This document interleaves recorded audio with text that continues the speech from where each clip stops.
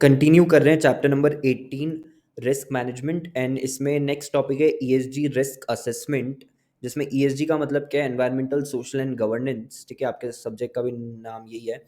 Investors जो है वो अब ईएसजी फैक्टर्स को भी कंसिडर करते हैं जब वो एनालिसिस करते हैं, ये आइडेंटिफाई करने के लिए कि की रिस्क क्या क्या इन्वॉल्व है एंड ग्रोथ अपॉर्चुनिटीज बेसिकली क्या क्या अवेलेबल हैं। ठीक है, beyond the traditional financial matrix. तो पहले नहीं करा जाता था, बट अब ईएसजी फैक्टर्स को भी कंसिडर करा जाता है। सस्टेनेबिलिटी जो है, ठीक है, which is again a part of environmental जो ये बेसिकली फैक्टर है, उसको भी काफ़ी ज़्यादा कंसिडर करा जाता है। ठीक है, जब इन्वेस्टमेंट की बात आती है।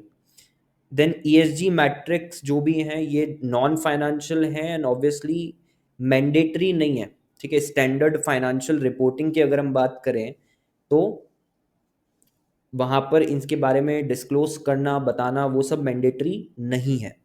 हाउएवर काफ़ी सारी कंपनीज खुद से ही आगे रह करके क्या करते हैं, ईएसजी इंफॉर्मेशन डिस्क्लोज करते हैं अपने एनुअल रिपोर्ट्स में या सेपरेट सस्टेनेबिलिटी रिपोर्ट में।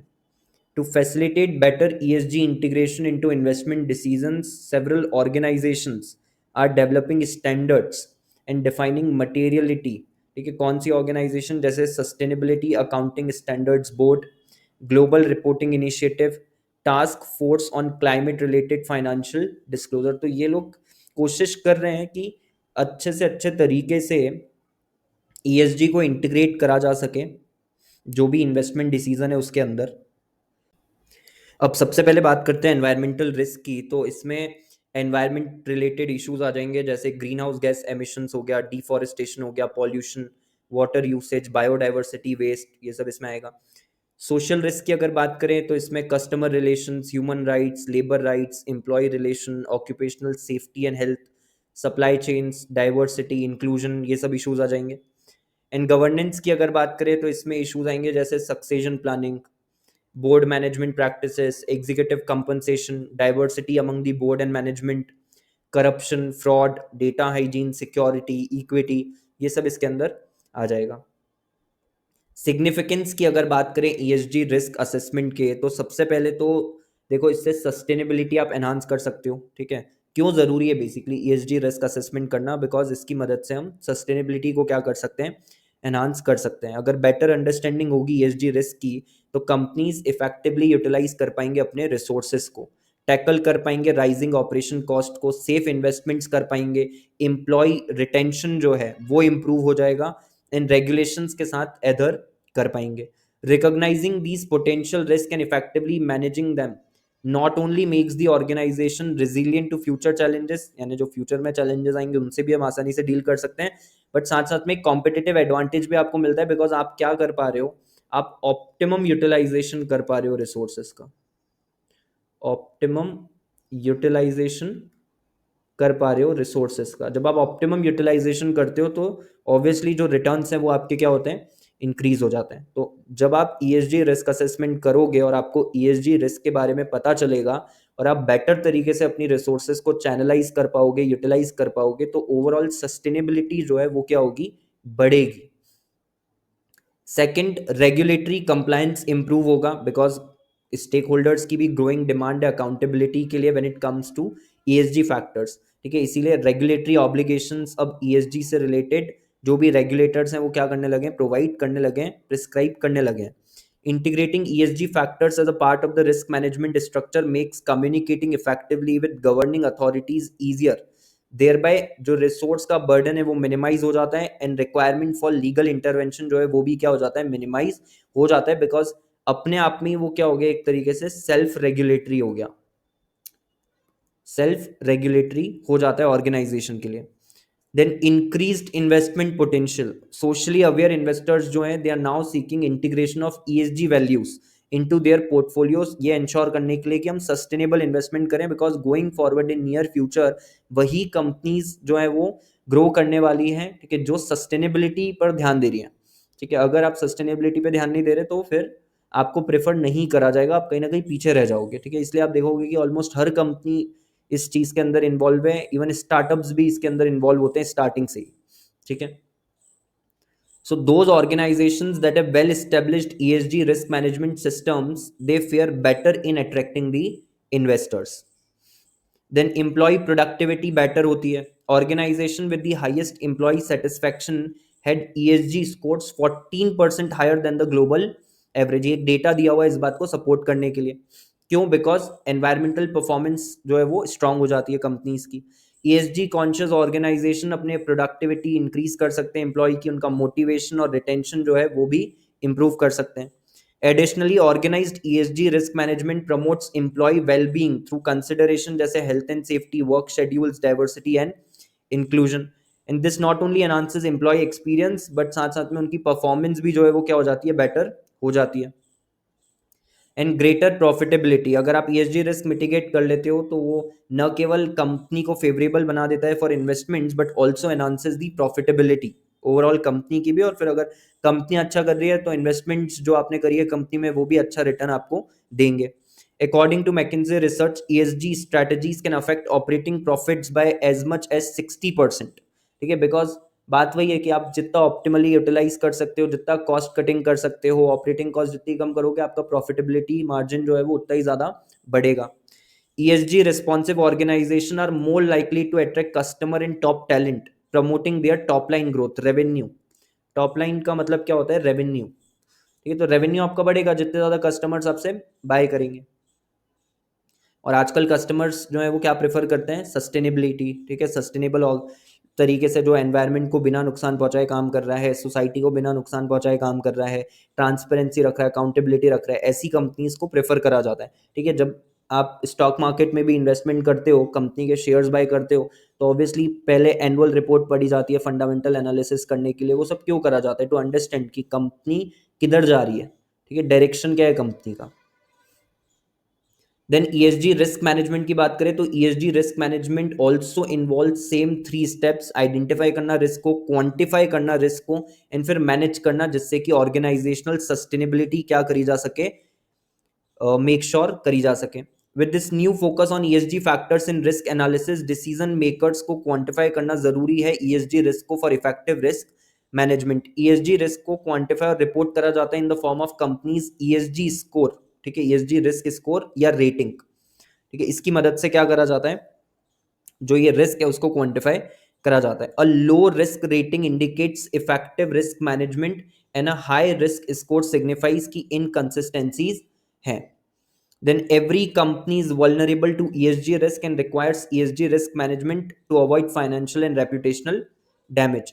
Irrespective of the size of the company or organization, incorporate करना ESG risk factors decision making process में जरूरी है, और इससे जो ओवरऑल रिस्क मैनेजमेंट है वो आपका क्या हो जाता है? इफेक्टिव हो जाता है।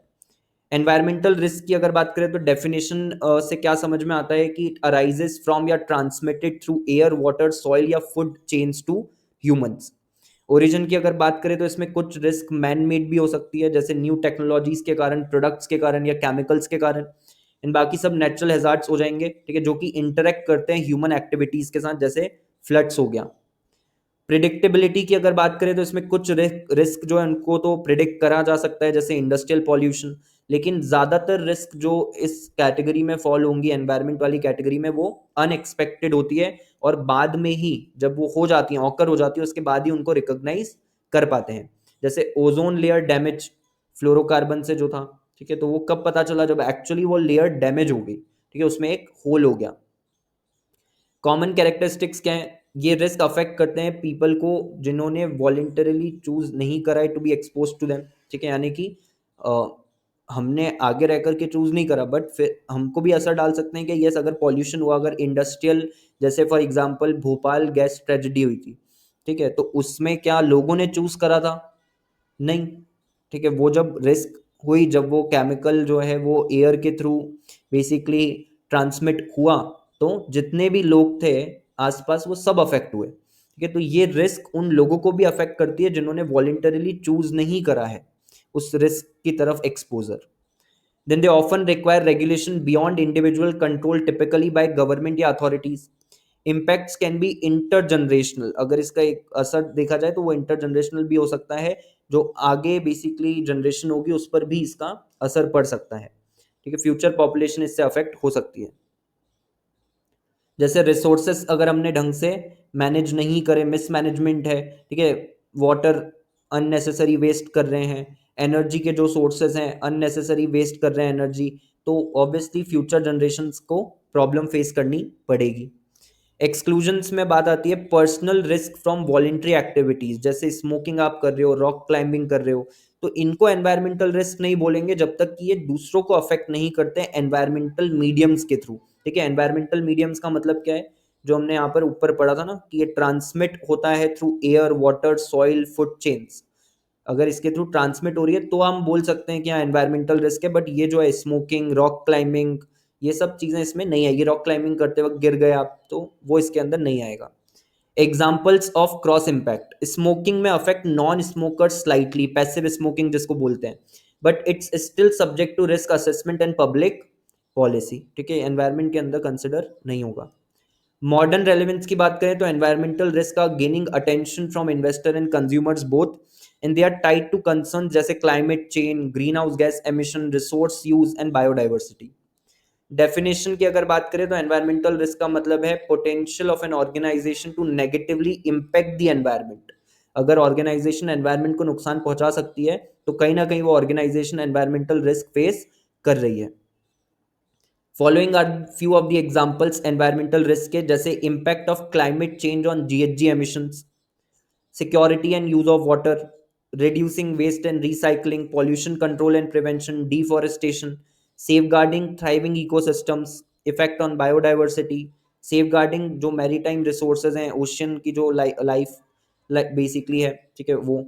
then making the switch to a circular economy, ठीक है कि कैसे हम जो भी वेस्ट वगैरह उसका भी यूज कर सके बेटर तरीके से, and techniques for environmental management, तो ये सब इसके अंदर आ जाएगा। इन पे नोट लिखने को आ सकता है कि आपको द आंसर इज यस, तो आपको ये ध्यान रखना है। सोशल रिस्क की अगर बात करें तो इसमें आ जाता है आपका प्रोडक्ट रिकॉल्स। ठीक है, आपने सुना होगा जैसे कि काफी सारी कार कंपनीज ऐसा करती हैं कि जितनी भी कार्स वो मार्केट में रिलीज करती है, अगर उसमें कुछ ना कुछ डिफेक्ट निकल जाए तो वो वापस बुला लेते हैं उसको, तो उसको क्या बोलते हैं, प्रोडक्ट रिकॉल। ठीक है, ऐसा और भी जो खाने वगैरह के प्रोडक्ट होते हैं, पैकेज आइटम्स होते हैं, उनमें भी होता है। लेबर वायलेशंस, बॉयकॉट्स, एम्प्लॉय ट्रीटमेंट, ये सब इसमें आ जाएगा। आप कैसे ट्रीट कर रहे हो एम्प्लॉय को, डिस्क्रिमिनेशन तो नहीं कर रहे ना, ठीक है, इक्वालिटी है नहीं है, रेम्यूनरेशन आप टाइमली पे कर रहे हो नहीं कर रहे हो, वो सब इसके अंदर कवर हो जाएगा। ये रिस्क जो है वो साइमल्टेनियसली इम्पैक्ट कर सकते हैं मल्टीपल स्टेक होल्डर्स को। ठीक है, जिसमें सप्लायर्स, लोकल कम्युनिटीज, एम्प्लॉयज और कस्टमर्स सब कवर हो जाएंगे।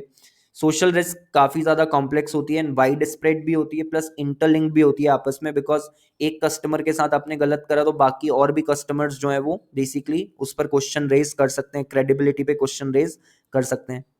Positive stake holder relationships are crucial for a company's long term success, क्योंकि देखो ये किससे बेसिकली जुड़ा हुआ है, सीधे सीधे ह्यूमन से जुड़ा हुआ है।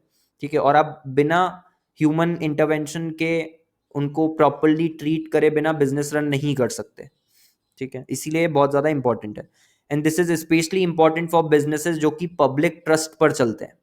ठीक है, सोसाइटल रिस्क के अगर एग्जांपल्स की बात करें तो इसके अंदर सबसे पहले equity and diversity, inclusion, work place and safety circumstances, human rights observe करना, development of the workforce and training, data security, community participation, fair labour standards for vendors and suppliers, ये इसके अंदर आ जाएगा। देन जितनी भी पार्टीज इन्वॉल्व है in a firm वो typically impact होती हैं सोशल इश्यूज के कारण। For a business to maintain long term competitive advantages it can be crucial कि उनको प्रिवेंट करना है अपनी रेपुटेशन को एंड रिलेशनशिप्स को खराब होने से।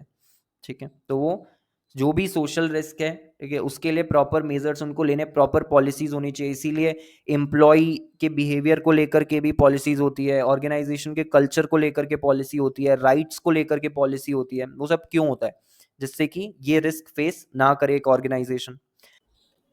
नेक्स्ट, गवर्नेंस रिस्क की बात करें तो गवर्नेंस का मतलब क्या होता है, इसमें culture, values, mission, structure, policies, process, controls जो कि गाइड करते हैं ऑर्गेनाइजेशन को और किस तरीके से ऑर्गेनाइजेशन को मैनेज करा जा रहा है। ठीक है, वो सब इसके अंदर कवर हो जाएगा। रोल ऑफ गवर्नेंस की बात करें तो ये एक्सपेक्टेशन सेट कर देता है एक्सेप्टेबल और अनएक्सेप्टेबल बिहेवियर के लिए थ्रू पॉलिसीज, कि यार इस तरीके का बिहेवियर एक्सेप्टेबल है, इस तरीके का नहीं है। अब वो बिहेवियर आप इस तरीके से समझो कि वाइडर कॉनोटेशन है। ठीक है, इन द सेंस कि कल्चर अगर आप बिल्ड कर रहे हो तो किस तरीके से कर रहे हो, वैल्यूज अगर है तो किस तरीके की वैल्यूज हैं, मिशन आपका, स्ट्रक्चर, पॉलिसीज, प्रोसेस, जो भी आप काम करोगे वो सब तभी एक्सेप्टेबल होगा जब वो कंपनी के ओवरऑल गोल्स या ऑब्जेक्टिव्स के साथ अलाइंड होगा। अगर वो नहीं है अलाइंड तो फिर वो एक्सेप्टेबल नहीं है। देन रोल ऑफ कंप्लायंस की अगर बात करें तो कंप्लायंस इंश्योर करता है कि गवर्नेंस पॉलिसीज के साथ जो है कंप्लाई करा गया नहीं करा गया, यानी जो पॉलिसी बनाई गई है उसको एक्चुअली में इम्प्लीमेंट और फॉलो करा जा रहा है ऑर्गेनाइजेशन में या नहीं करा जा रहा है, सिर्फ ऑन पेपर तो करके नहीं छोड़ दिया ना। रिस्क एंड परफॉर्मेंस ओवरसाइट की बात करें तो गवर्नेंस जो है वो ओवरसी करता है risk compliance and evaluates the organizational performance against the strategic objectives. Board responsibility में बोर्ड जो है वो इंश्योर करता है मैनेजमेंट की अकाउंटेबिलिटी एंड इफेक्टिवनेस, एंड वो लोग एक्ट कर रहे हैं in the interest of share holders and stake holders या नहीं कर रहे। कंप्लायंस मॉनिटरिंग की अगर बात करें तो effective compliance involves proactive ongoing evaluation of systems जैसे content management system in response to the regulatory changes. So basically इसका मतलब क्या है कि आपको लगातार मॉनिटरिंग करते रहना है कि कंप्लायंस हो रही है या नहीं हो रही, और अगर कोई चेंजेस आ रहे हैं, कोई लेटेस्ट डेवलपमेंट हो रहा है, रेगुलेटरी चेंजेस कुछ आ रहे हैं तो वो पता होने चाहिए। एंटिसिपेटिंग वल्नरेबिलिटीज, इसका मतलब क्या है, गवर्नेंस शुड आइडेंटिफाई जो भी पोटेंशियल वल्नरेबिलिटीज है। वल्नरेबिलिटी भी एक स्टैंडर्ड होता है, राइट, कॉमन स्टैंडर्ड होता है जब हम रिस्क के असेसमेंट की बात कर रहे थे कि हम कितना ज़्यादा वल्नरेबल है इस चीज़ की तरफ, कितना ज़्यादा एक्सपोज्ड है इस चीज़ की तरफ, तो वो भी जो है आप पता कर सकते हो अगर गवर्नेंस आपका स्ट्रांग है, एंड मेजर्स ले सकते हो उसको कम करने के लिए। Then it should ensure timely access to information, जिससे कि रिस्क इन्फॉर्म डिसीजन जो है वो लिए जा सकें, एंड ऐसे डिसीजंस लिए जा सकें जो कि ओवरऑल बिजनेस गोल्स के साथ क्या है, अलाइंड है। Then integration with risk management. Close alignment with risk management enhances government का ability to support strategic planning and decision making. Organization wide influence की बात करें तो governance must be integrated throughout the organization, and ये culture का ही क्या होना चाहिए, part होना चाहिए। In a global and interconnected risk environment, governance को भी आपको क्या करना है, continuously एडाप्टिव होना चाहिए, ठीक है, एडाप्ट करते रहे हम। एंड नो यूनिवर्सल मॉडल, इसका मतलब क्या है कि strong governance obviously investors value करते हैं, बट इसका कोई one size fits all approach नहीं है। एंड जो इफेक्टिव प्रैक्टिसेस होती है गवर्नेंस के अंदर उसको आइडेंटिफाई करना भी थोड़ा सा कॉम्प्लेक्स होता है, बट अगेन हम यहाँ पर भी यही सेम चीज बोलेंगे कि ये स्पेसिफिक होता है टू दी ऑर्गेनाइजेशन, और हर एक ऑर्गेनाइजेशन का अपना तरीका है, अपने कल्चर, अपना values, mission, structure, policies, processes, ठीक है। ऐसा नहीं है एक अगर ऑर्गेनाइजेशन ये चीज़ कर रही है दूसरी भी वही चीज़ कर ले तो वो भी जो है उसको भी बेनिफिट मिल जाएगा या वो भी सक्सेसफुल हो जाएगी, ऐसा नहीं है। रिस्क एसोसिएटेड विद गवर्नेंस, सबसे पहले कॉर्पोरेट मॉरल एंड एथिक्स, अगर यही चीज़ खराब है तो फिर ओवरऑल डायरेक्शन कंपनी का गलत होगा। कंडक्ट एंड प्रैक्टिसेस जो कि एंटी कॉम्पिटिटिव है, ऐसा नहीं होना चाहिए। ESG regulation compliance, ESG transparency, open communication. ESG regulation compliance मतलब जितने भी आपके रेगुलेशंस बनाए गए ईएसजी से रिलेटेड उससे कंप्लाई करा गया या नहीं करा गया।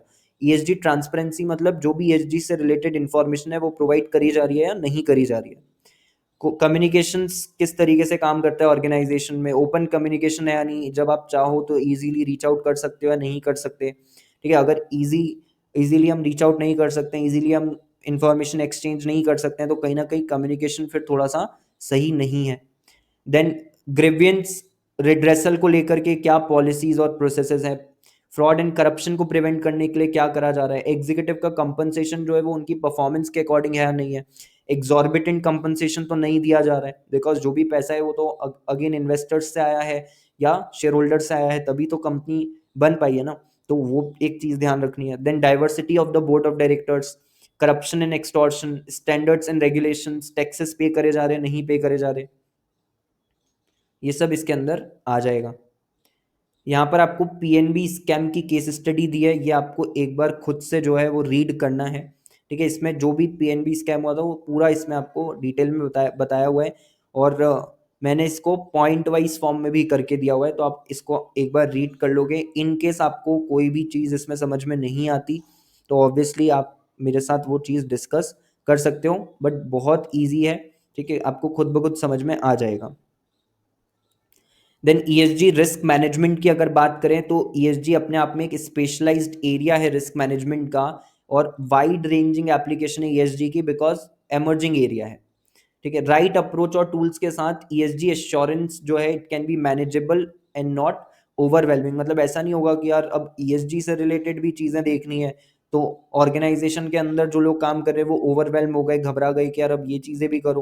तो ऐसा नहीं है, क्या वो चीज मैनेज करी जा सकती है? आपको क्या चाहिए? बस एक करेक्ट अप्रोच और टूल चाहिए।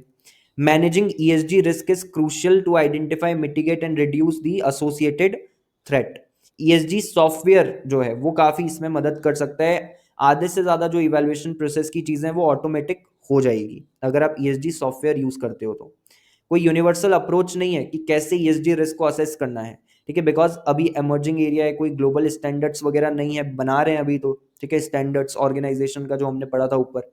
तो कोई यूनिवर्सल अप्रोच नहीं है, कंपनीज जो है वो अपने अकॉर्डिंग कर सकते हैं, उनको डिफाइन भी ईएसजी को अपने कॉन्टेक्स्ट के अकॉर्डिंग करना है। एंड फिर उसके बाद वो जो भी स्पेसिफिक रिस्क वगैरह फेस कर रहे हैं, ठीक है, डेटा कलेक्शन और एनालिसिस करके वो उसको आइडेंटिफाई कर लेंगे।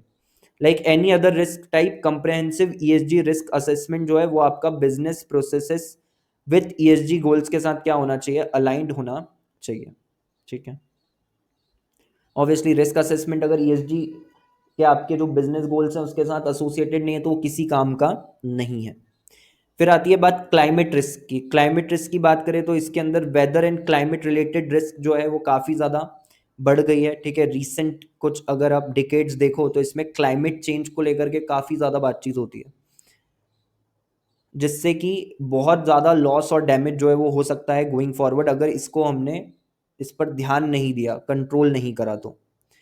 एक्सट्रीम इवेंट्स जो हैं, ठीक है, काफ़ी ज़्यादा हुए हैं। रिसेंट क्लाइमेट प्रोजेक्शंस ने ये शो करा है कि फ्रीक्वेंसी, ड्यूरेशन और जो इंटेंसिटी है एक्सट्रीम वेदर इवेंट्स की या स्लो ऑनसेट जो है क्लाइमेट चेंजेस का, वो काफ़ी ज़्यादा क्या हुआ है? बढ़ा है। थ्रेट टू डेवलपमेंट, ये चेंजेस जो है वो इंक्रीजिंगली क्या कर रहे हैं? थ्रेटन कर रहे हैं sustainable development of communities and Nations. Growing international recognition है एडाप्टेशन और मिटिगेशन का, ठीक है, बट ये भी वो समझते हैं कि सिर्फ एडाप्टेशन और मिटिगेशन से काम नहीं बनने वाला। जब आपको क्लाइमेट चेंज के इम्पैक्ट्स हैंडल करने हैं तो कहीं ना कहीं आपको एक प्रोएक्टिव अप्रोच रखनी पड़ेगी। ऐसा नहीं कि वो क्लाइमेट चेंज के कारण जो भी नुकसान हुआ वो हो गया, फिर उसके बाद हम उसको मैनेज कर रहे हैं, ठीक है। हमको कुछ ऐसी प्रैक्टिसेस जो है वो अडॉप्ट करनी है जिससे कि क्लाइमेट चेंज के कारण ये जो चीज़ें हो रही है ये कम से कम हो जाए, ठीक है, या इसका इम्पैक्ट कम से कम हो जाए। क्लाइमेट साइंस एंड नेगोशिएशंस ने एम्फेसाइज करा है urgent need for effective climate risk assessment and management strategies, जिससे कि जो भी लॉसेस या डैमेज होते हैं इसके कारण उनको प्रिवेंट करा जा सके या मिनिमाइज करा जा सके। कोई इसकी डेफिनेशन नहीं है, ठीक है, लेकिन सिंपल अगर हमको बोलना है तो हम बोल सकते हैं कि यार क्लाइमेट में जो भी चेंजेस हो रहे हैं, ठीक है, जो भी क्लाइमेट को लेकर के डेवलपमेंट्स हो रहे हैं उसके कारण अगर लॉस एंड डैमेज हो रहा है तो वो इस कैटेगरी में फॉल होगा। UNFCCC के अकॉर्डिंग लॉस एंड डैमेज जो है it refers to the negative effects of climate variability and change that people have not been able to cope up with or adapt to. इनका कहने का मतलब है कि लॉस एंड डैमेज जो हो रहा है, ठीक है, अगर क्लाइमेट में कोई भी वेरिएशन आ रहा है उसके कारण अगर कुछ हो रहा है तो वो इसमें कवर हो जाएगा। ऑल्सो ऐसा कोई भी वेरिएशन आ रहा है जिसको लेकर के लोग जो है वो अडाप्ट नहीं हो पाए, ठीक है, जैसे कि ग्लोबल वार्मिंग वाली चीज़, तो वो काफ़ी ज़्यादा इंक्रीज हो गई, तो उसके कारण जो भी लॉस एंड डैमेज हो रहा है, ठीक है, अलग अलग रीजन्स में हो रहा है थ्रू आउट द वर्ल्ड, तो वो हम क्या इस कैटेगरी में कवर करेंगे? द आंसर इज येस, ठीक है। सो कोई ऐसी डेफिनेशन नहीं है लॉस एंड डैमेज की due to climate change, but एक फिर भी इन्होंने बता दी, एज सच इंपॉर्टेंट नहीं है, ठीक है। क्लाइमेट रिस्क मैनेजमेंट प्रोसेस ये आपके लिए इंपॉर्टेंट है। 6 step climate risk management process जो है, ठीक है, वो एक बार देख लेते हैं। सबसे पहले असेस एंड मैच करना इंफॉर्मेशन नीड्स को रिस्क मैनेजमेंट ऑब्जेक्टिव्स के साथ। सिस्टम ऑफ इंटरेस्ट डिफाइन करना। कॉन्टेक्स्ट स्पेसिफिक मेथोडोलॉजी जो है वो डेवलप करी जाएगी, अलग अलग मेथड्स का यूज बेसिकली करना पड़ेगा जब हम ये असेसमेंट कैरी आउट करेंगे।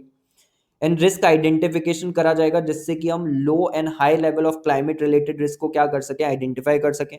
रिस्क को इवेलुएट करा जाएगा जिससे एक्सेप्टेबल, टॉलरेबल और इनटॉलरेबल रिस्क जो है वो पता चल जाए। एंड देन असेसमेंट होगा रिस्क मैनेजमेंट ऑप्शंस का कि अब कैसे हम रिस्क को मैनेज कर सकते हैं, ठीक है। सीआरएम फ्रेमवर्क की जरूरत है, ठीक है, इंडिया के अंदर।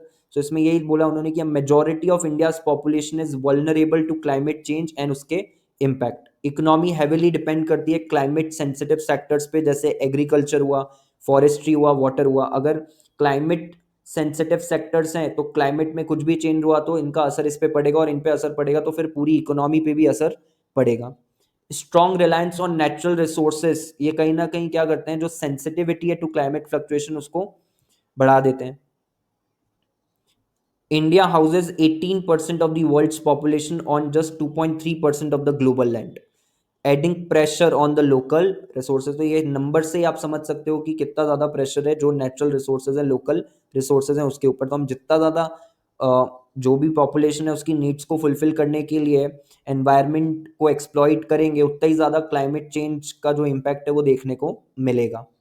There is significant stress on using indigenous resources efficiently while pursuing sustainable development। जरूरी है कि रिसोर्सेज को सही तरीके से यूज करा जाना चाहिए। टॉपोग्राफी ऑब्वियसली अलग अलग है, ठीक है, तो अलग अलग क्लाइमेटिक कंडीशंस हमको डिफरेंट डिफरेंट रीजन्स में देखने को मिलती है इंडिया के अंदर। Then climatic variability affects biological, cultural and economic conditions. Geographic and climatic diversity also causes disasters, जैसे साइक्लोन्स हो गए, फ्लड्स हो गए, लैंडस्लाइड्स हो गया, अर्थक्वेक्स हो गए, ये सब भी।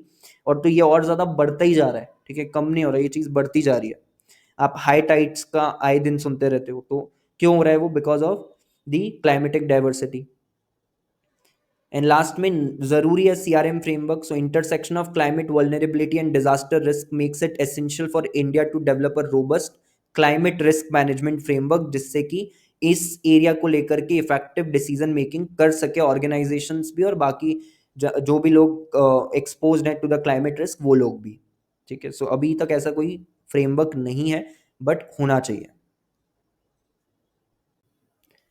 नेक्स्ट टॉपिक है business continuity plan. Business continuity plan नाम से ही समझ में आ रहा है कि अगर कोई भी डिसरप्शन वगैरह कॉज होता है, ठीक है, तो हमारा बिजनेस पूरी तरीके से बंद ना हो जाए, इसीलिए हम क्या कर रहे हैं, ये प्लान क्रिएट कर रहे हैं, राइट। कॉन्टिन्यूटी वर्ड इसके अंदर जो आ रहा है उसका मतलब क्या है कि बिजनेस कॉन्टिन्यू रहना चाहिए इवन इन केस कोई अनप्लान्ड डिसरप्शंस वगैरह फेस करने पड़ते हैं बिजनेस को।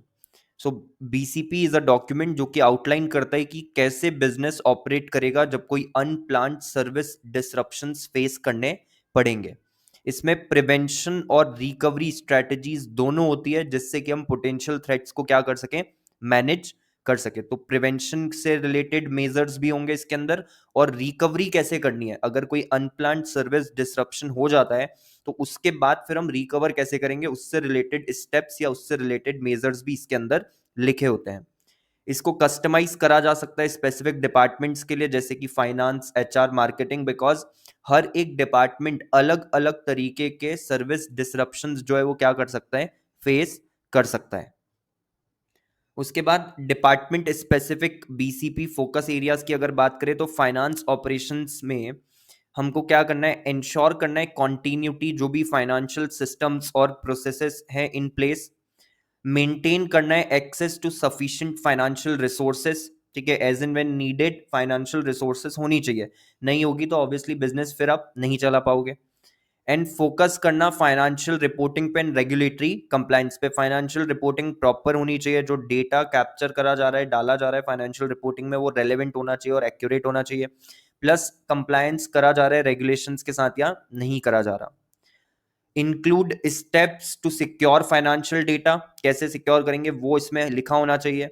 रीस्टोर कैसे करेंगे क्रिटिकल फाइनेंशियल सिस्टम्स को अगर कोई डिसरप्शन हो जाता है तो। And ensure the availability of की financial personal.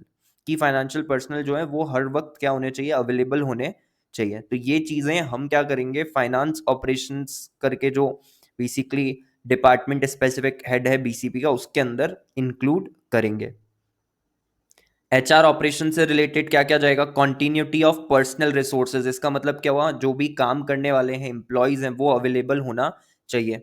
Maintain the ability to पे एम्प्लॉयज एंड प्रोवाइड बेनिफिट्स, ठीक है, आपको ऐसा नहीं करना कि आप इतना ओवरबोर्ड चले जाओ इन टर्म्स ऑफ मनी कि आपके पास एम्प्लॉयज को सैलरी देने के, उनको बेनिफिट्स प्रोवाइड करने का जो रिजर्व अमाउंट है वो बचे ही ना, ठीक है, तो वो हमेशा होना चाहिए। एंड इंक्लूड करना है इसमें भी procedure to secure HR data, maintain payroll and benefit system. Payroll मतलब जो पेमेंट है, सैलरी पेमेंट्स वगैरह, तो उसका सिस्टम पूरा मेंटेन होना चाहिए, किसको कितना अमाउंट दिया जा रहा है, बेनिफिट कितना मिल रहा है। एंड इंश्योर अवेलेबिलिटी ऑफ की HR personal. And marketing operations में मार्केटिंग सिस्टम्स मेंटेन करने, ब्रांड कम्युनिकेशन मेंटेन करना, इंश्योर करना promotion of product and services लगातार होते रहना चाहिए, प्रोटेक्ट करना कंपनी की इमेज और रेप्यूटेशन को, आउटलाइन करना स्टेप्स जिससे कि मार्केटिंग डेटा सिक्योर करा जा सके, रिस्टोर करा जा सके क्रिटिकल मार्केटिंग सिस्टम्स को, और इंश्योर कर सकें अवेलेबिलिटी ऑफ की मार्केटिंग पर्सनल।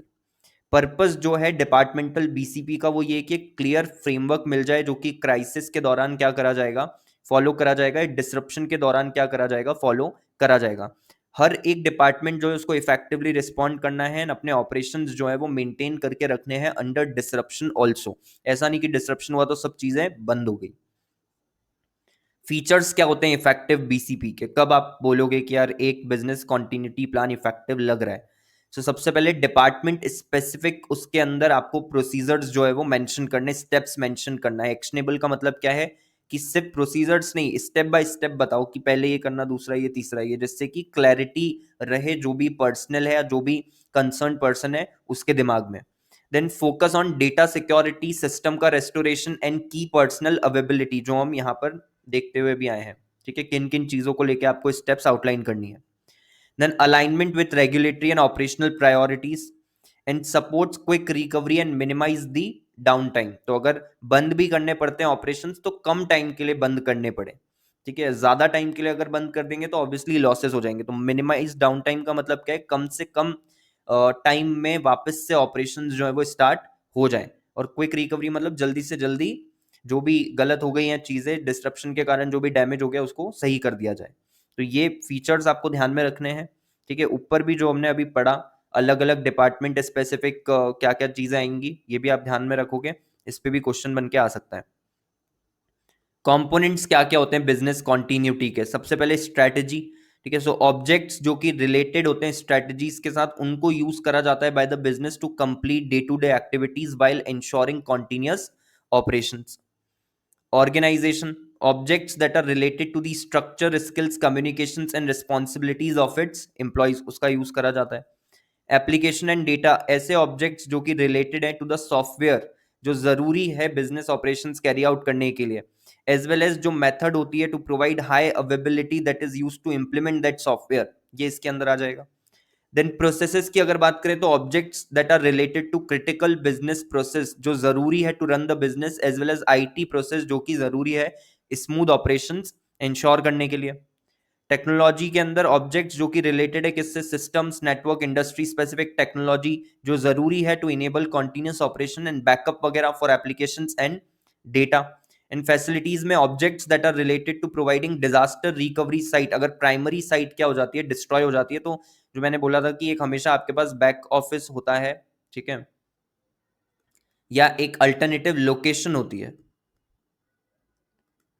बैक ऑफिस या अल्टरनेटिव लोकेशन, जिसपे आप जो डेटा प्राइमरी साइट पे मेंटेन करते हो वही सेम डेटा वहां पर भी मेंटेन करते हो, या प्राइमरी साइट का ही डेटा इन लोकेशंस पे क्या होता रहता है, बैकअप होता रहता है। तो अगर प्राइमरी साइट को नुकसान पहुंचता है, ठीक है, आपका प्राइमरी ऑफिस जो है उसको नुकसान पहुंचता है, तो फिर जो आपका डिजास्टर रिकवरी साइट का मतलब क्या है, जो अल्टरनेटिव साइट है आपकी, ठीक है, जो आपको मदद करेगी उस डिजास्टर से उभरने में, आप उसका यूज करते हो। ठीक है, स्टॉक एक्सचेंजेस की अगर हम बात करें तो स्टॉक एक्सचेंजेस जो है वो क्योंकि काफी डेटा हैंडल कर रहे हैं, ठीक है, large and large volume of transaction handle कर रहे हैं, एंड चांसेस जो होती है साइबर सिक्योरिटी ब्रीच का या डेटा ब्रीच का, सर्वर क्रैश का, वो भी हाई होता है। तो उन्होंने भी एक अल्टरनेटिव लोकेशन जो है वो मेंटेन करके रखी हुई है।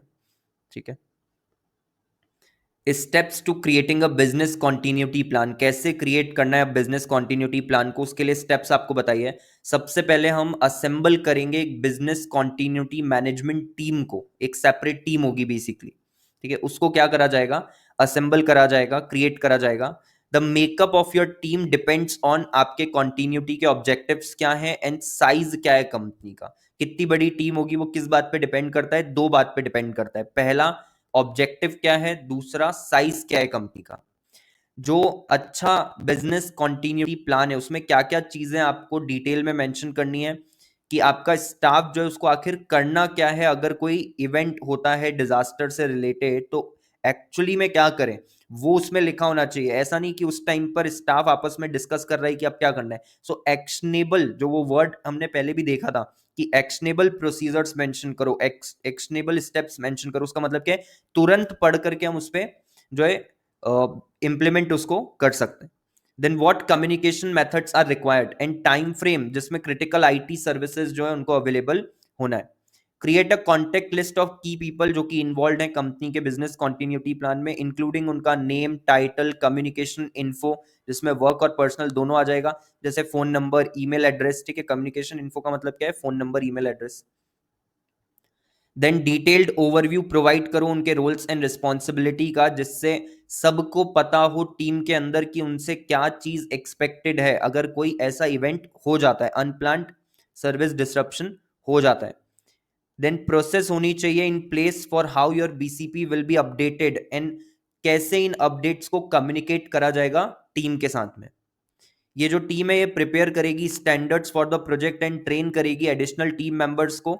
They will also identify clear processes जिससे कि प्रोजेक्ट का जो ओवरऑल फ्लो है उसको क्या करा जा सके, इंप्रूव करा जा सके। प्रोजेक्ट का फ्लो का मतलब क्या हुआ यहाँ पर कि किस तरीके से वो इवेंट होने पर हम स्टेप बाय स्टेप काम करेंगे। देन सेकेंड स्टेप क्या है, सेफ्टी इंश्योर करना एंड वेलबींग इंश्योर करना एम्प्लॉइज का। सो जब आप प्लान कर रहे हो आपको प्रिपेयर करना है to prioritize the safety of the employees. ठीक है, क्योंकि they will look to you, their community and the government for guidance अगर ऐसा कुछ होता है तो। So be proactive and transparently address उनके जो भी कंसर्न्स हैं।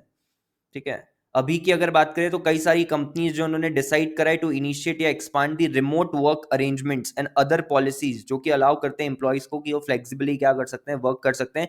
तो वो जो ऑर्गेनाइजेशन की एक कॉमन साइट होती है, ऑफिस होता है जहां पर आकर के आप वर्क करते हो, उसका जो एक्सपोजर है टू द क्राइसिस, ठीक है, अगर वो हम रिमोट वर्क अरेंजमेंट कर दें तो कहीं ना कहीं थोड़ा सा कम हो जाता है। बट रिमोट वर्क अरेंजमेंट के अपने फिर इश्यूज हैं। ठीक है, वहां पर cyber security breach, data breach, ये सारी चीजें हो सकती है।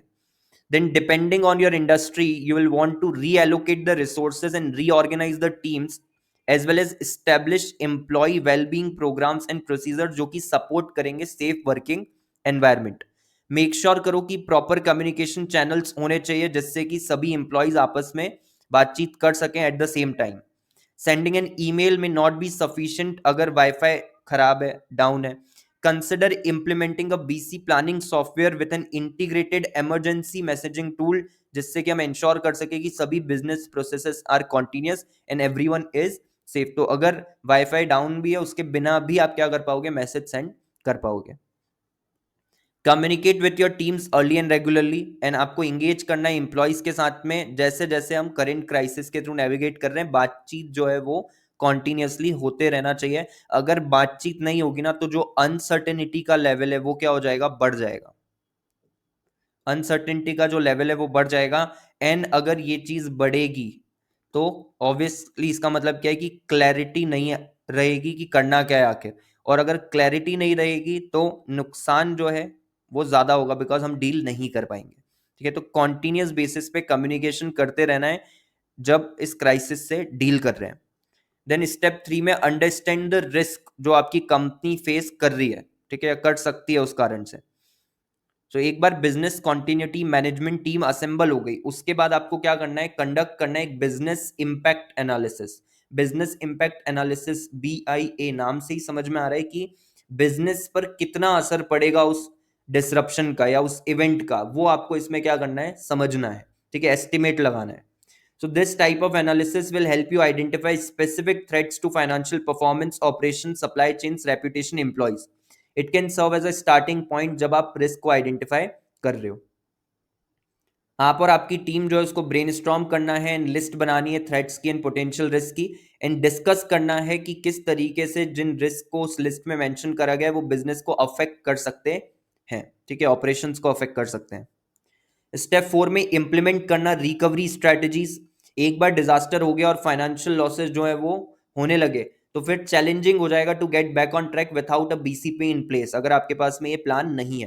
Consider following questions as you discuss the options with your team. क्या क्या क्वेश्चंस जो है बेसिकली कंसिडर करे जाने चाहिए या डिस्कशन इन पर होना चाहिए जब हम टीम मेंबर्स के साथ मीटिंग कर रहे हैं। ठीक है, जो बिजनेस कॉन्टिन्यूटी के लिए हमने टीम बनाई है, उसके साथ जब डिस्कशन कर रहे हैं तो ये सब क्वेश्चंस को एड्रेस करा जाना चाहिए।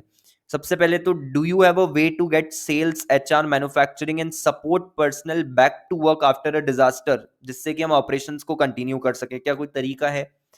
Then how will you continue to meet the demand for products और सर्विसेज, अगर आपके इक्विपमेंट या फैसिलिटी डैमेज हो गई, अगर आप लेट्स से प्रोडक्ट बनाते हो और आपकी फैक्ट्री जो है, ठीक है, वो डैमेज हो गई, तो फिर आप किस तरीके से वो प्रोडक्ट बनाओगे? बिकॉज आपके प्रोडक्ट की डिमांड तो है मार्केट के अंदर, लेकिन आप बना ही नहीं पा रहे, आप सप्लाई नहीं कर पा रहे, तो अगेन आपका जो टॉप लाइन है वो क्या हो जाएगा? सफर कर जाएगा, रेवेन्यू जो है वो सफर कर जाएगा।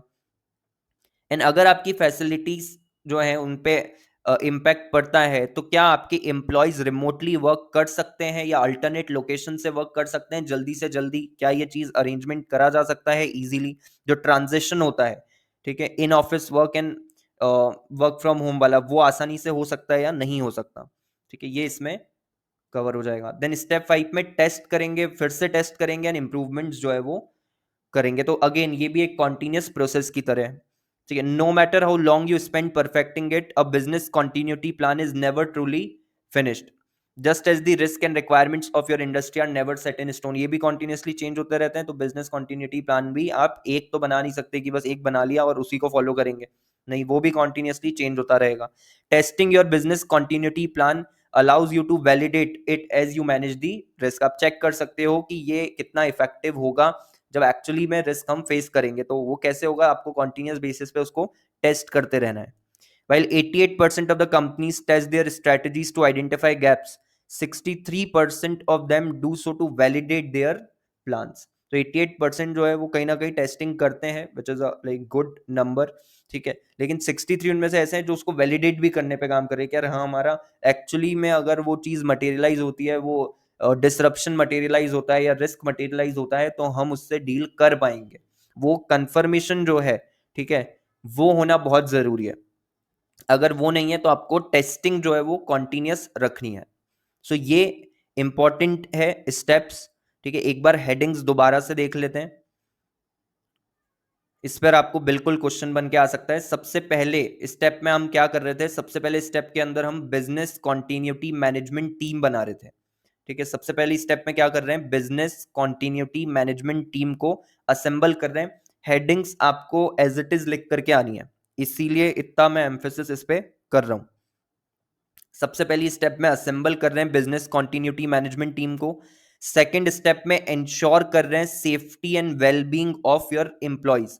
सेकंड स्टेप में इंश्योर कर रहे हैं safety and wellbeing of your employees. Then third, understand करना risk to your company. Then fourth, implement recovery strategies.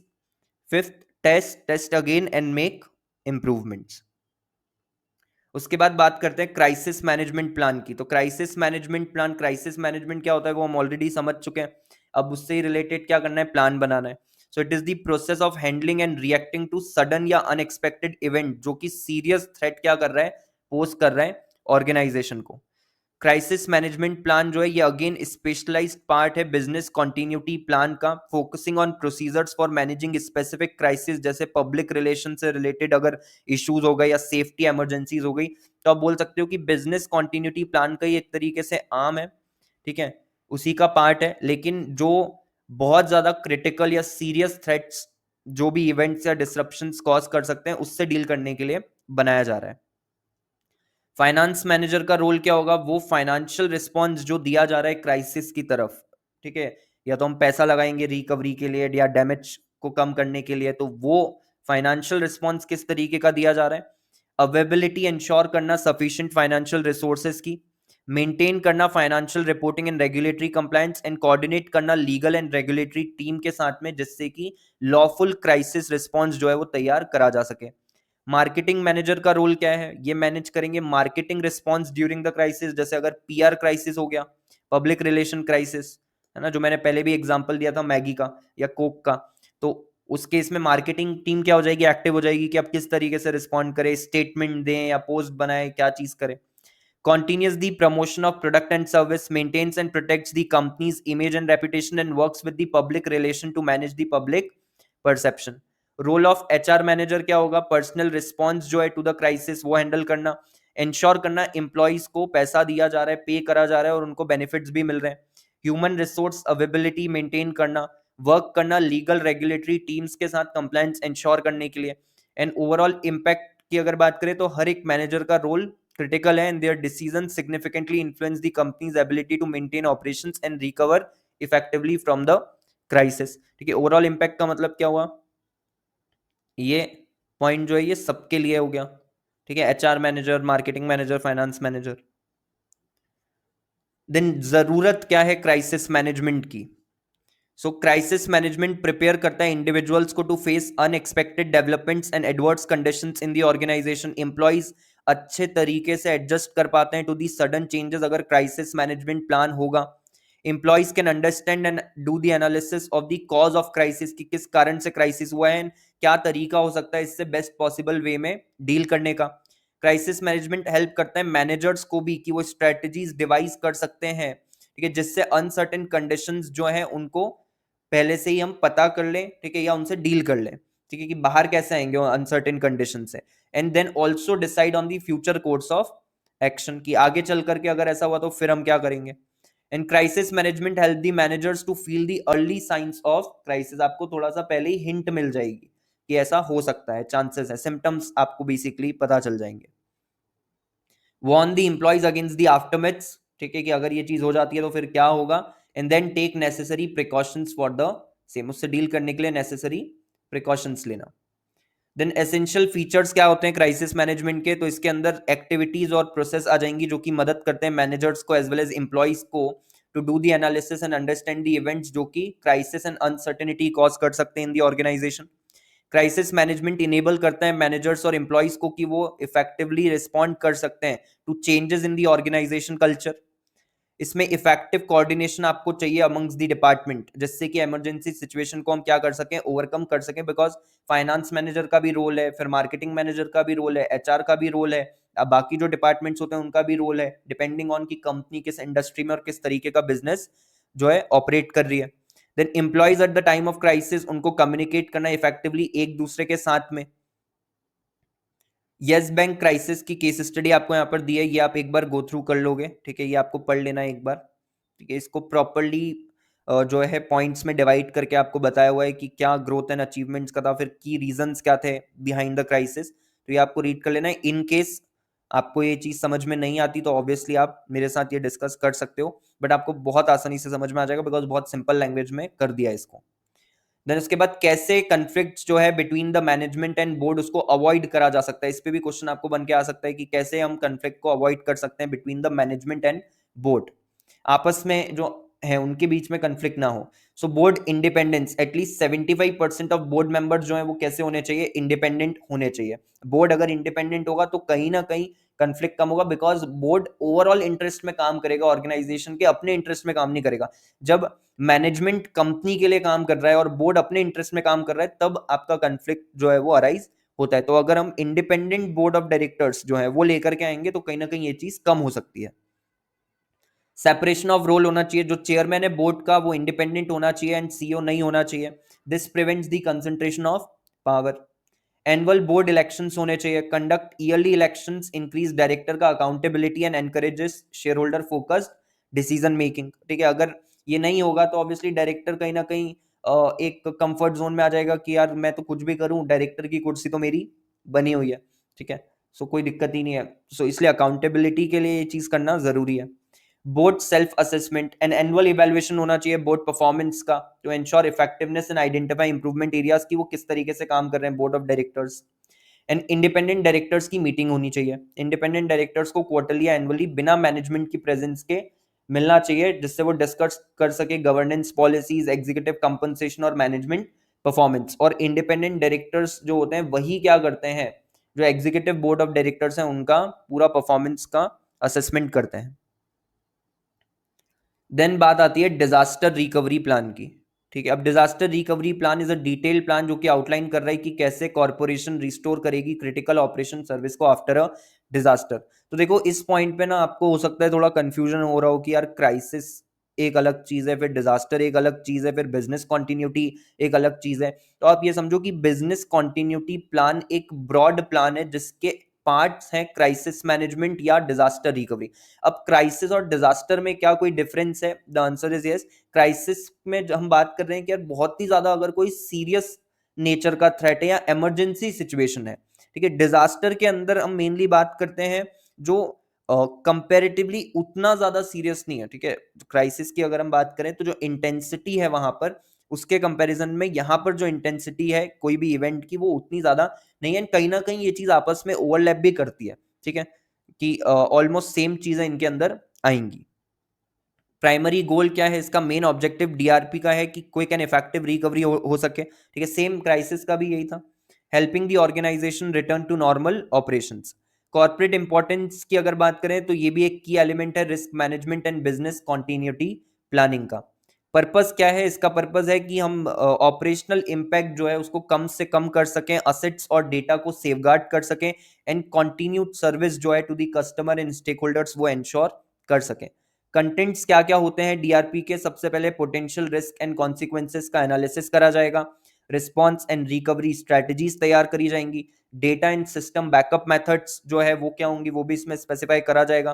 Communication alternatives क्या होंगे अगर हमारा प्राइमरी कम्युनिकेशन चैनल जो है वो खराब हो जाता है। जैसे हमने देखा था ना कि वाईफाई अगर डाउन हो जाता है तो वो ऑब्वियसली इंटरनेट का यूज करके ईमेल भेजना ये प्राइमरी कम्युनिकेशन चैनल है, मैसेज करना, बट अगर ये चीज नहीं काम कर रही है तो फिर कैसे करेंगे? तो वो एक इमरजेंसी रिस्पॉन्स वाला जो सॉफ्टवेयर है, टूल है, वो भी होना चाहिए जिसके थ्रू कम्युनिकेशन करा जा सके। And contingency operations to maintain business activities.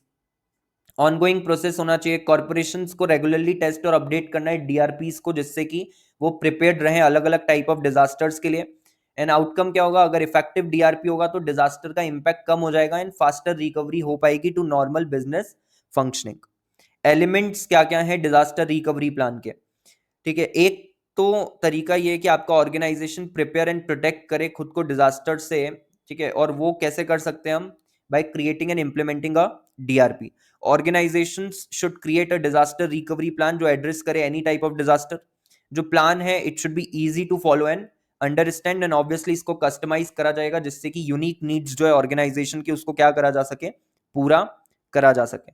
Typical elements क्या क्या होते हैं? सबसे पहले आप इसमें भी एक डिजास्टर रिकवरी टीम जो है वो बनाते हो, ठीक है। So team will handle the development, implementation and maintenance of DRP. DRP must list all the team members involved, define the responsibilities of each team member, कौन क्या काम करेगा, एंड उनकी कॉन्टेक्ट इन्फॉर्मेशन भी इसके अंदर होनी चाहिए। डीआरपी शुड स्पेसिफाई किसको कांटेक्ट करें अगर डिजास्टर और इमरजेंसी हो जाती है तो। एंड सभी इंप्लॉइज को इन्फॉर्म आप कर दोगे about the DRP and understand उनके इंडिविजुअल रोल्स क्या है during a disaster. Identify and assess करना disaster risk. Disaster recovery team identify और असेस करेगी risk to the organisation. Risk assessment में क्या क्या चीजें कवर करी जाएगी? Natural disasters, man made emergencies भी इसमें आ जाएंगे, टेक्नोलॉजी रिलेटेड इंसिडेंट्स भी इसके अंदर आ जाएंगे। ये जो असेसमेंट है ये मदद करेगा डिटरमाइन करने में अप्रोप्रिएट रिकवरी स्ट्रेटजीज जो यूज करनी चाहिए उस डिजास्टर से डील करने के लिए। आइडेंटिफाई करना रिसोर्सेज जो कि हमको चाहिए रिकवरी के लिए, एंड इंश्योर करना कि रिकवरी करी जाए with in an acceptable and pre defined time frame.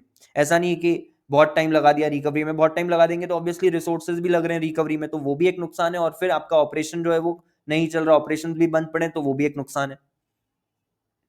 Determine critical applications, documents and resources, ठीक है। इसमें क्या बोला उन्होंने? ऑर्गेनाइजेशन को इवेलुएट करनी है अपनी बिजनेस प्रोसेस जिससे वो आइडेंटिफाई कर सके क्रिटिकल जितनी भी ऐसी चीजें हैं जो ऑपरेशंस के लिए जरूरी है, क्योंकि पहले हम किसको रिस्टोर करेंगे? अगर डैमेज हो भी जाता है तो पहले हमको रिस्टोर उन चीजों को करना है जो कि जरूरी है ऑपरेशंस को फिर से रिज्यूम करने के लिए। बाकी चीजें वेट कर सकती है, बट ऑपरेशंस को रिज्यूम करना सबसे पहली प्रायोरिटी होनी चाहिए। तो वो हम इसमें देख लेंगे, अलग अलग बिजनेस प्रोसेसेस को स्टडी एनालिसिस करके समझ लेंगे कौन से बिजनेस प्रोसेस सबसे ज्यादा जरूरी है और उसको पहले रिस्टोर करा जाएगा, उससे पहले डील करा जाएगा। नेक्स्ट जो आपका पॉइंट है वो है specify the backup end of site storage procedure, ठीक है। इसका मतलब क्या था? जो हम बात कर रहे थे ना कि डिजास्टर रिकवरी के लिए सेपरेट साइट होगी, ठीक है, तो वही है ये। और बैकअप का मतलब डेटा बैकअप वगैरह। आपको सबसे पहले तो इसमें डिफाइन करना है कि क्या चीज का बैकअप लेना है, कौन लेगा, कैसे लेगा, कहाँ लेगा और कितना ऑफन लेगा, यानी फ्रीक्वेंसी, ठीक है, मंथली, वीकली, क्वार्टरली, इसमें आ जाएगा। देन इंश्योर करना कि सभी क्रिटिकल एप्लीकेशंस जो यूज होती है ऑर्गेनाइजेशन में, इक्विपमेंट यूज होते हैं, डॉक्यूमेंट्स वगैरह, वो भी बैकअप में क्या कर लिए जाए? इंक्लूड कर लिए जाए। इंपॉर्टेंट डॉक्यूमेंट्स जिनका की बैकअप लिया जाना चाहिए, latest financial statements, tax returns जो फाइल करी है, current employee list along with the contact information, ठीक है, ये क्यों चाहिए हमको, पेरोल प्रोसेसिंग के लिए जरूरी है। Inventory records and customer and vendor listings, inventory records और कस्टमर एंड वेंडर लिस्टिंग्स क्यों जरूरी है, बिकॉज आपके ऑपरेशंस जो है इसी पे डिपेंड करते हैं। कोई आपको सप्लाईज मंगवानी है, अपना प्रोडक्ट जो है उसका काम चालू करवाने के लिए, बनवाने का काम चालू करने के लिए, तो वो ऑब्वियसली हम वेंडर्स से क्या करेंगे, बात करेंगे। तो हमको पता होना चाहिए कि हमारे वेंडर्स कौन है, ठीक है। कस्टमर्स की लिस्ट होनी चाहिए जिससे कि सामान बना के फिर उनको जो भी प्रमोशंस मेल भेजना, मार्केटिंग करना, वो सारी चीज करी जा सके, कांटेक्ट करा जा सके उनको। Store the critical operational supplies at an off site location, ठीक है, ये सब चीजें ऑफ साइट लोकेशन पे होनी चाहिए, जैसे चेक्स हो गए, परचेज ऑर्डर्स हो गए जो भी दिए गए हैं। And keep an off site copy of the disaster recovery plan, disaster recovery plan की भी 2 कॉपी होनी चाहिए, एक ऑफ साइट पर और एक प्राइमरी साइट पर, ठीक है, जिससे कि अगर प्राइमरी साइट पे आपने रख के रखा है और वही साइट पे डिजास्टर रिकवरी प्लान जो है आपका वो भी साथ साथ में डैमेज हो गया, ठीक है, जो भी आपने बेसिकली डॉक्यूमेंट्स मेंटेन करे होंगे इससे रिलेटेड जिसमें सारी बातें लिखी होंगी वो डैमेज हो गए, ठीक है, फायर का केस हुआ, फ्लड का केस हुआ, जो भी हुआ, बट वो डैमेज हो गए, तो फिर disaster recovery plan at a time दोबारा से तो बना नहीं पाएंगे, तो उसका भी एक बैकअप होना चाहिए। एंड देन लास्ट में टेस्ट एंड मेंटेन करना डीआरपी को। So disaster recovery planning is an on going process, ठीक है, क्यों, बिकॉज डिजास्टर और इमरजेंसी रिस्क भी कॉन्स्टेंटली चेंज होते रहते हैं। रेगुलर टेस्टिंग जो है डीआरपी का वो रिकमेंडेड है जिससे कि हम असेस कर सकें effectiveness and relevance. And recovery team जो है उसको रूटीनली अपडेट करना है प्लान को, जिससे कि जो भी चेंजेस आ रहे हैं बिजनेस ऑपरेशन टेक्नोलॉजीज और एमर्जिंग थ्रेट में वो उसके अंदर मेंशन करे जाए, प्लस हमारा रिकवरी प्लान रेलेवेंट भी रहे एज पर द चेंजेस। नहीं है, पता चला कि बिजनेस के अंदर बहुत सारे चेंजेस आ गए, डिजास्टर रिकवरी प्लान हमारा वही पुराना जो बनाया हुआ था वही फॉलो कर रहे हैं, जब टाइम आया इम्प्लीमेंट करने का, यूज करने का, तो वो रेलेवेंट ही नहीं है, ठीक है। सो वो कॉन्टिन्यूस प्रोसेस है, कॉन्टिन्यूसली उसको अपडेट करना जरूरी है। सो ये पॉइंट्स आपको ध्यान में रखना है। एक बार फिर से हम हेडिंग्स जो है वो गो थ्रू कर लेते हैं। ये क्या चीजें हैं, एलिमेंट्स, ठीक है। सबसे पहले डिजास्टर रिकवरी टीम क्रिएट करना। अच्छा, यहां पर लिखा एलिमेंट्स है, बट क्या मैं इसको ये भी बोल सकता हूं कि डीआरपी क्रिएट करने की स्टेप्स हैं ये। अगर क्वेश्चन को थोड़ा सा डिफिकल्ट बनाना है तो हम क्या मेंशन कर देंगे कि क्या स्टेप्स फॉलो करी जानी चाहिए डीआरपी क्रिएट करने के लिए, बनाने के लिए, तो वो यही सब आपको लिख करके आना है उसके अंदर, ठीक है। सो ये एलिमेंट्स भी हो गए, स्टेप्स भी हो गई। सबसे पहले डिजास्टर रिकवरी टीम बनाई जाएगी, फिर आइडेंटिफाई और असेस करेंगे डिजास्टर रिस्क को, डिटरमाइन करेंगे critical applications, documents and resources, backup and offsite storage procedures specify करेंगे, टेस्ट एंड मेंटेन करेंगे डीआरपी को। रिलेशनशिप क्या है अब business continuity plan, crisis management और डिजास्टर रिकवरी प्लान में।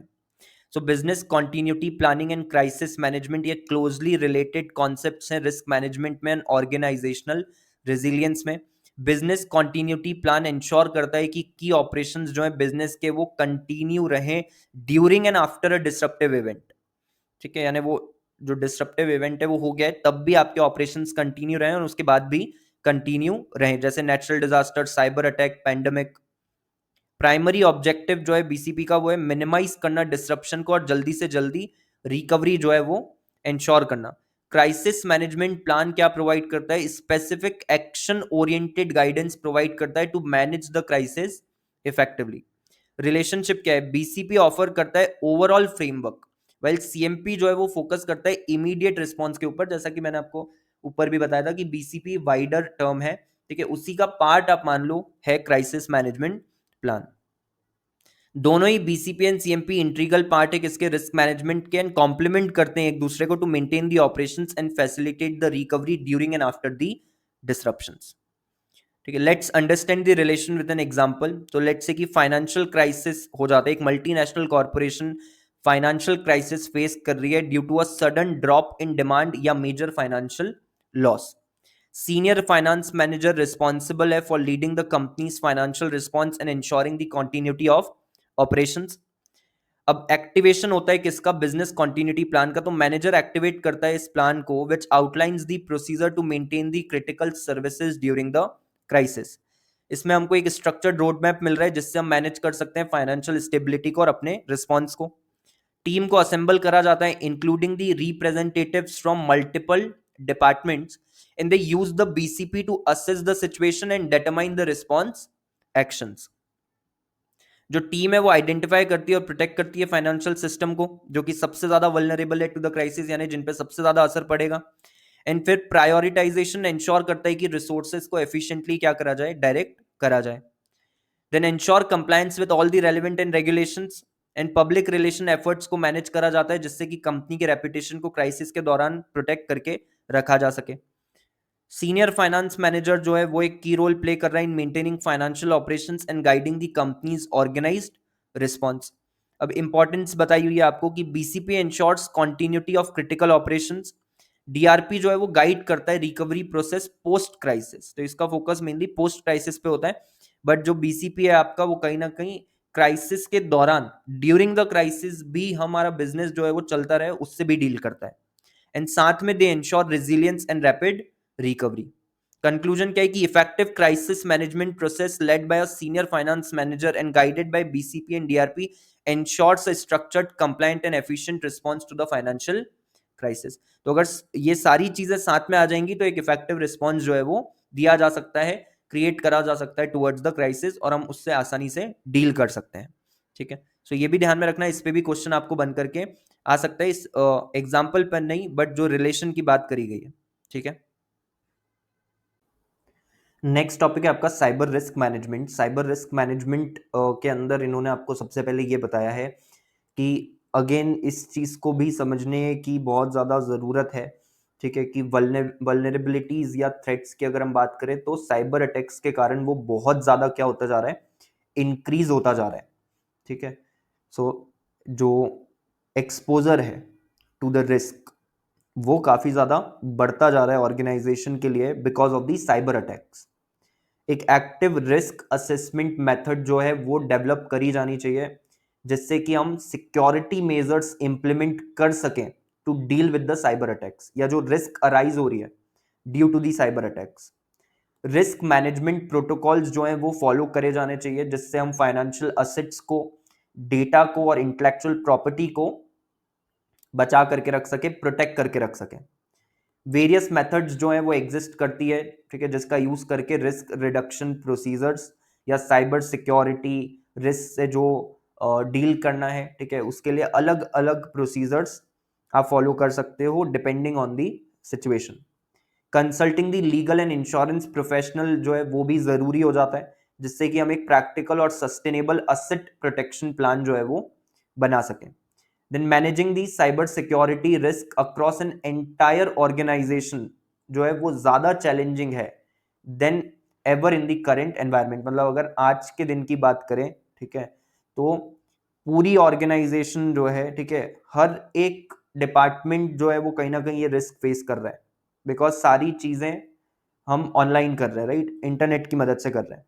तो अगर सारी चीजें, हमारे ऑपरेशंस का मेजॉरिटी ऑफ द पार्ट जो है वो इसके ऊपर डिपेंडेंट है, और यही चीज पर अगर अटैक हो जाता है तो कहीं ना कहीं चीजें खराब हो जाएगी। उसके बाद हिस्ट्री आपको दी हुई है साइबर सिक्योरिटी रिस्क मैनेजमेंट की मॉड्यूल के अंदर, लेकिन मेरे अकॉर्डिंग ये इंपॉर्टेंट नहीं है, इसीलिए आप इसको सिर्फ एक रीड दे देना मॉड्यूल से। ठीक है, इसको याद करने की या इस पे बहुत ज्यादा समय जो है अपना लगाने का बिल्कुल भी आपको जरूरत नहीं है। Cyber security risk management process की बात करते हैं तो इसके अंदर सबसे पहले हम क्या करेंगे, ठीक है, जो हर एक प्रोसेस के अंदर अभी तक हम करते हुए आए हैं कि आइडेंटिफाई करेंगे रिस्क को, ठीक है, जो कि कॉम्प्रोमाइज कर सकती है साइबर सिक्योरिटी को। एंड इसके अंदर यूजुअली इन्वॉल्व होगा क्या चीज, आइडेंटिफाइंग दी साइबर सिक्योरिटी वल्नरेबिलिटीज, यानी ऐसे कौन कौन से एरियाज हैं जो कि एक्सपोज्ड हैं to the cyber security risk. ठीक है, एंड जो बेसिकली थ्रेट्स आप उनको बोल सकते हो, थ्रेट्स वगैरह जो कि प्रॉब्लम क्रिएट कर सकते हैं। देन फिर एनालिसिस करा जाएगा सेवेरिटी का ऑफ ईच रिस्क। ठीक है, रिस्क जो है वो कितना ज्यादा नुकसान पहुंचा सकती है, कितनी ज्यादा सीवियर है, by assessing how likely it is to occur. ठीक है, यानी प्रोबेबिलिटी, एंड कितना सिग्निफिकेंट इंपैक्ट जो है वो इसका रहेगा अगर ये चीज मटेरियलाइज हो जाती है तो। एंड इवेलुएट किस तरीके से रिस्क फिट हो रही है रिस्क एपेटाइट में, है ना, रिस्क एपेटाइट में अगर फिट हो रही है, अगर रिस्क एपेटाइट है हमारा, तो कोई दिक्कत नहीं है, फिर जो मेजर्स वगैरह हम लेंगे वो उतने ज्यादा इंटेंसिटी वाले नहीं होंगे। लेकिन अगर ये बियॉन्ड रिस्क एपेटाइट है तो ऑब्वियसली सीरियस प्रॉब्लम कॉज कर सकती है, तो मेजर्स भी उसके अकॉर्डिंग आपके चेंज हो जाएंगे। देन प्रायोरिटाइज करा जाएगा रिस्क को एंड डिसाइड करा जाएगा कि किस तरीके से रिस्पॉन्ड जो है वो करना है। ठीक है, जनरली 4 ऑप्शंस हैं।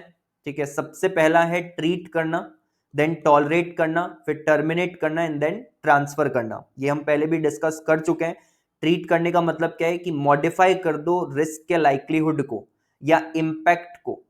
ठीक है, बाय इम्प्लीमेंटिंग दी सिक्योरिटी कंट्रोल्स। अगर आप इम्पैक्ट कम कर सकते हो तो वो कर दो, लाइक्लीहुड कम कर सकते हो तो वो कर दो। टॉलरेट का मतलब क्या है, make an active decision to retain the risk. हमने ये भी पढ़ा था कि कब रिटेन करा जाता है, जब फ्रीक्वेंटली हो रहा है बट इंपैक्ट कम है। और दूसरी चीज कॉस्ट जो है, ठीक है, वो हमको कॉस्ट इफेक्टिव लग रहा है रिटेन करना इंस्टेड ऑफ ट्रांसफरिंग इट। ठीक है, देन टर्मिनेट करने का मतलब क्या है, कंप्लीटली अवॉइड कर दो रिस्क को बाय एंडिंग या कंप्लीटली चेंजिंग द एक्टिविटी जिसके कारण रिस्क कॉज हो रही है, यानी avoiding the risk. And transfer का मतलब शेयर कर लो रिस्क दूसरी पार्टी के साथ आउटसोर्स करके या फिर इंश्योरेंस ले करके। ठीक है, दोनों ही इसके क्या हो जाएंगे, एग्जाम्पल हो जाएंगे। Then since cyber risk management is a continual process, monitor your risk to ensure कि वो एक्सेप्टेबल लेवल पे ही रहे। रिव्यू करते रहना है, कंट्रोल टू एंश्योर कि वो पर्पस जो है वो सर्व करे and make the changes as required. Because risk की इंटेंसिटी, सेवेरिटी वो भी कॉन्टिन्यूसली चेंज होती रहेगी, बिकॉज एनवायरमेंट चेंज होता जा रहा है। तो आप ऐसा नहीं कर सकते कि आपने एक बार बस प्रोसेस बना दिया या कंट्रोल्स जो है वो बना दिया और उसके बाद आप उनको चेंज नहीं कर रहे हो। अगर आप चेंज नहीं करोगे तो वो करंट रिस्क का जो लाइक्लीहुड है, इंपैक्ट है या लेवल है, उसके लिए रेलेवेंट नहीं होगा। रिमेंबर कि जो रिस्क है वो कॉन्टिन्यूसली चेंज हो रही है, क्योंकि साइबर थ्रेट जो है, ठीक है, वो भी कॉन्टिन्यूसली इवॉल्व होते जा रहे हैं एंड आपका सिस्टम और एक्टिविटीज को भी कॉन्टिन्यूसली चेंज करने की जरूरत है, इस बात को ध्यान में रखते हुए। उसके बाद साइबर सिक्योरिटी मेजर्स की अगर बात करें तो एक बेसिकली ये international telecommunication union cyber security measures जो हैं उनको क्लासिफाई करा गया legal, technical, organisational, capacity building and cooperation aspects में। ठीक है, इन बेसिकली कैटेगरीज में इसको उन्होंने क्या करा, क्लासिफाई कर दिया। लीगल मेजर्स जो है उनका एम ये है कि हम ऐसे लेजिस्लेशंस प्रोवाइड करें और रेगुलेटरी फ्रेमवर्क प्रोवाइड करें जिससे कि साइबर स्पेस को क्या करा जा सके, प्रोटेक्ट करा जा सके। टेक्निकल मेजर्स जो है वो कंसिडर कर रहे हैं टेक्नोलॉजिकल टूल्स जैसे सॉफ्टवेयर एंड हार्डवेयर, जिससे हम प्रिवेंट, डिटेक्ट, मिटिगेट और रिस्पॉन्स जो है वो दे सके to the cyber attack. Organisational measures जो है वो इंपॉर्टेंट है प्रॉपर इंप्लीमेंटेशन के लिए of any type of national initiative या पॉलिसी।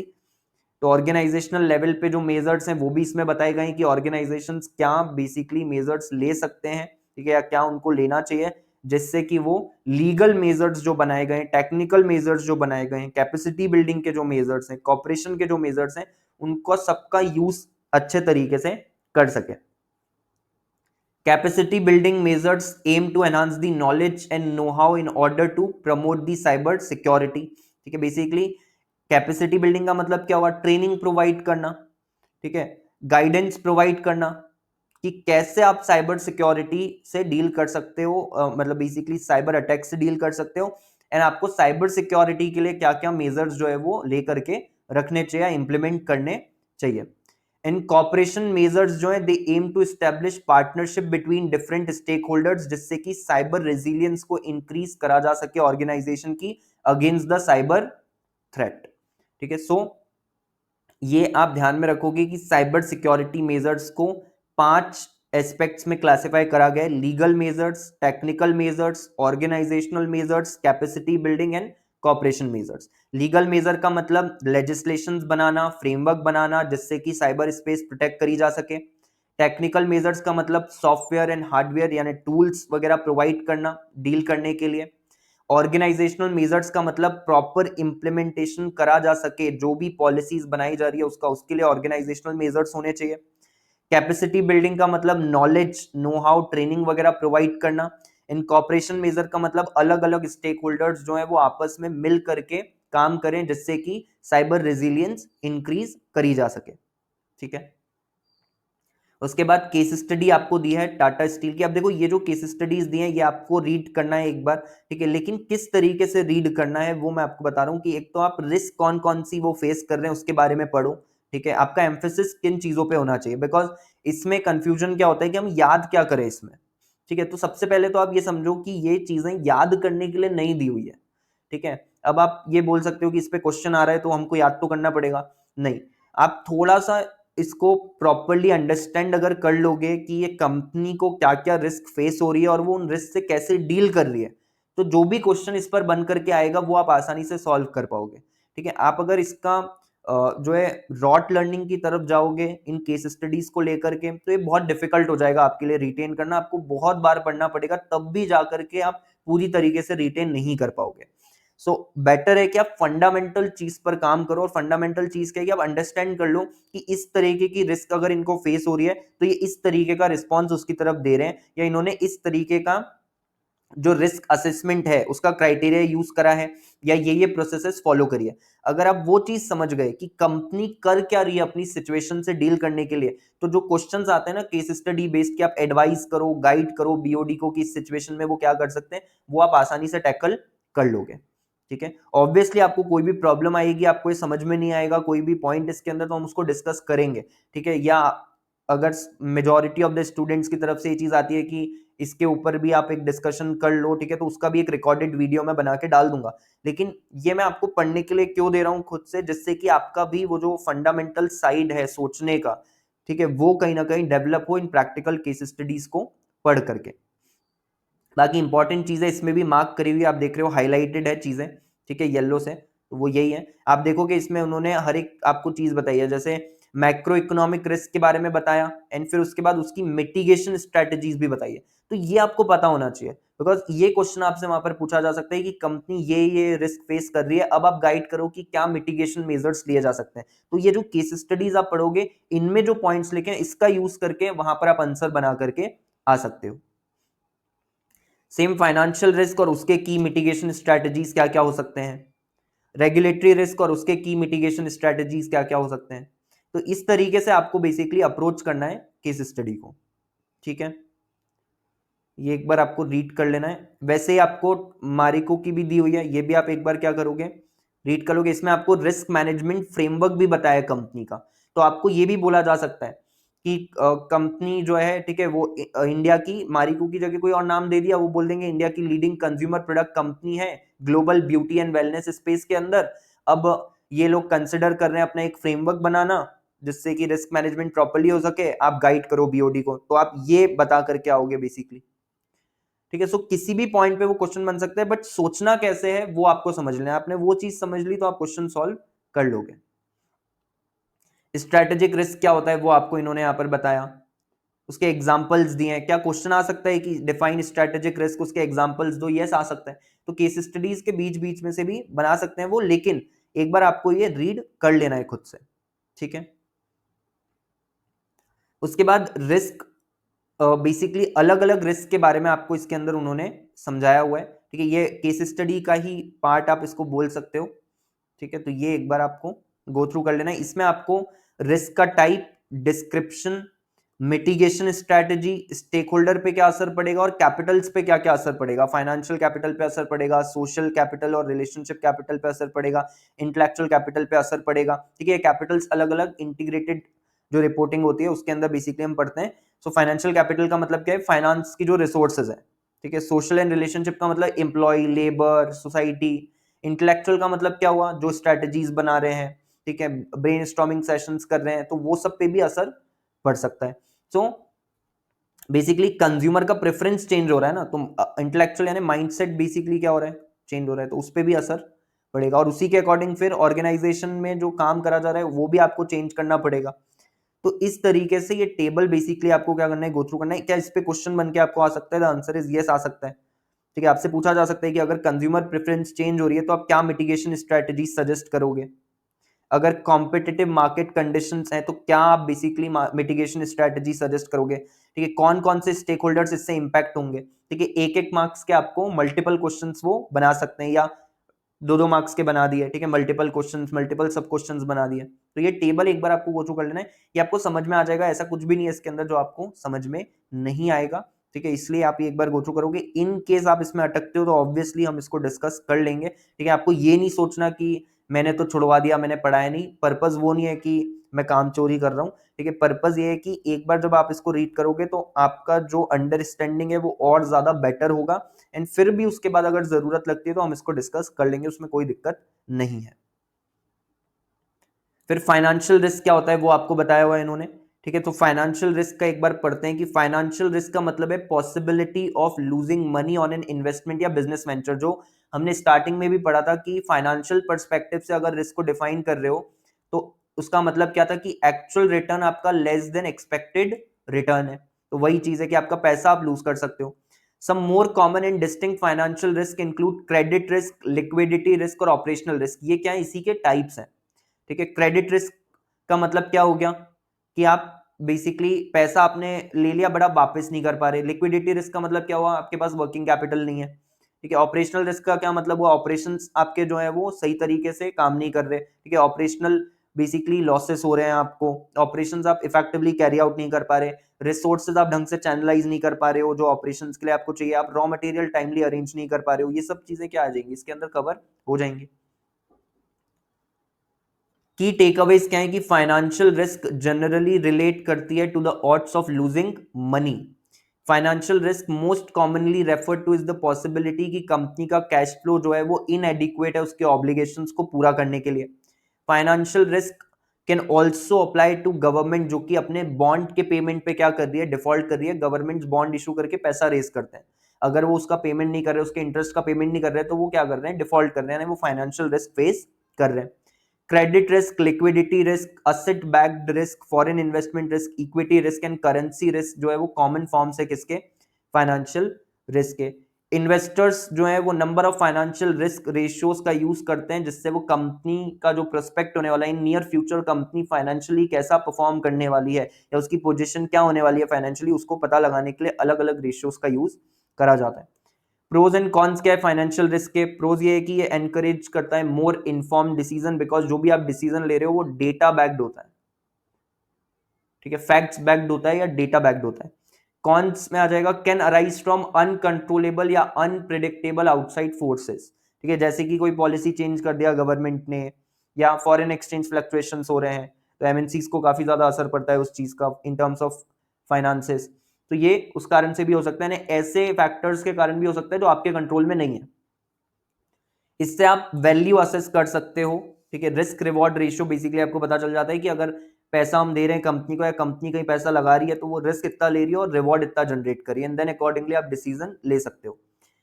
और यहाँ पर ये जो रिस्क है कई बार ऐसा हो सकता है कि बहुत ज्यादा डिफिकल्टी हो जाए इसको ओवरकम करना बिकॉज ऑफ फाइनेंस अरेंज नहीं कर पा रहे। Then it can be identified using the analysis tools, ठीक है, अलग अलग एनालिसिस टूल का यूज करके इसको आइडेंटिफाई करा जा सकता है, ठीक है। आप बेसिकली वही रेशियोज का यूज कर लो, क्वांटिटेटिव एनालिसिस, क्वांटिटेटिव टूल हो गया अपने आप में एक। दूसरा ability to spread and affect the entire sectors या मार्केट्स, ठीक है, ये बेसिकली मैक्रो इकोनॉमिक आप इसको बोल सकते हो, ठीक है। अगर एक्सटर्नल फैक्टर्स के कारण कॉज हो रही है तो एंड पूरी की पूरी जो सेक्टर है उसको या मार्केट को ये कहीं ना कहीं अफेक्ट डाल सकती है। चार तरीके की फाइनेंशियल रिस्क है, income risk, expenditure risk, asset और इन्वेस्टमेंट रिस्क और क्रेडिट रिस्क, ठीक है। सो अगर इंटरेस्ट रेट्स आपके वॉलेटाइल है, इसमें चेंजेस आ रहे काफी ज्यादा, ठीक है, तो कौन कौन से स्टेक होल्डर्स इंपैक्ट होंगे, शेयर होल्डर्स इंपैक्ट होंगे, ठीक है, और कैपिटल कौन सी इंपैक्ट हो रही है, फाइनेंशियल इंपैक्ट हो रही है। डिस्क्रिप्शन की अगर बात करें तो एफएमसीजी जो है वो एक कैपिटल इंटेंसिव सेक्टर नहीं है, ठीक है, हम मारिको की केस स्टडी को कंटिन्यू कर रहे हैं, ठीक है, तो वो एफएमसीजी कंपनी है बेसिकली, सो वो एक कैपिटल इंटेंसिव सेक्टर नहीं है, बट फंड रिक्वायरमेंट्स तो ऑब्वियसली आपको चाहिए ना, इन्वेंट्री पोजीशन को बिल्ड करने के लिए, कैपिटल एक्सपेंडिचर करने के लिए, फंडिंग जो है वो रेस करना है अगर आपको, तो पैसा तो चाहिए आपको बेसिकली अलग अलग कामों के लिए। और इंटरेस्ट रेट्स में अगर वॉलेटिलिटी है, इंटरेस्ट रेट्स हाई हो गए तो क्या कहीं ना कहीं आपके लिए थोड़ा डिफिकल्ट हो जाएगा, the answer is yes, because आपको लोन अगर चाहिए, ठीक है, तो इंटरेस्ट रेट अगर हाई हो गए तो दिक्कत होगी। डिबेंचर्स के थ्रू आप रेस कर रहे हो बट इंटरेस्ट ज्यादा पे करना पड़ रहा है तो वो कंपनी के ऑब्वियसली कैश फ्लो को क्या करता है, इम्पैक्ट डालता है उसके ऊपर।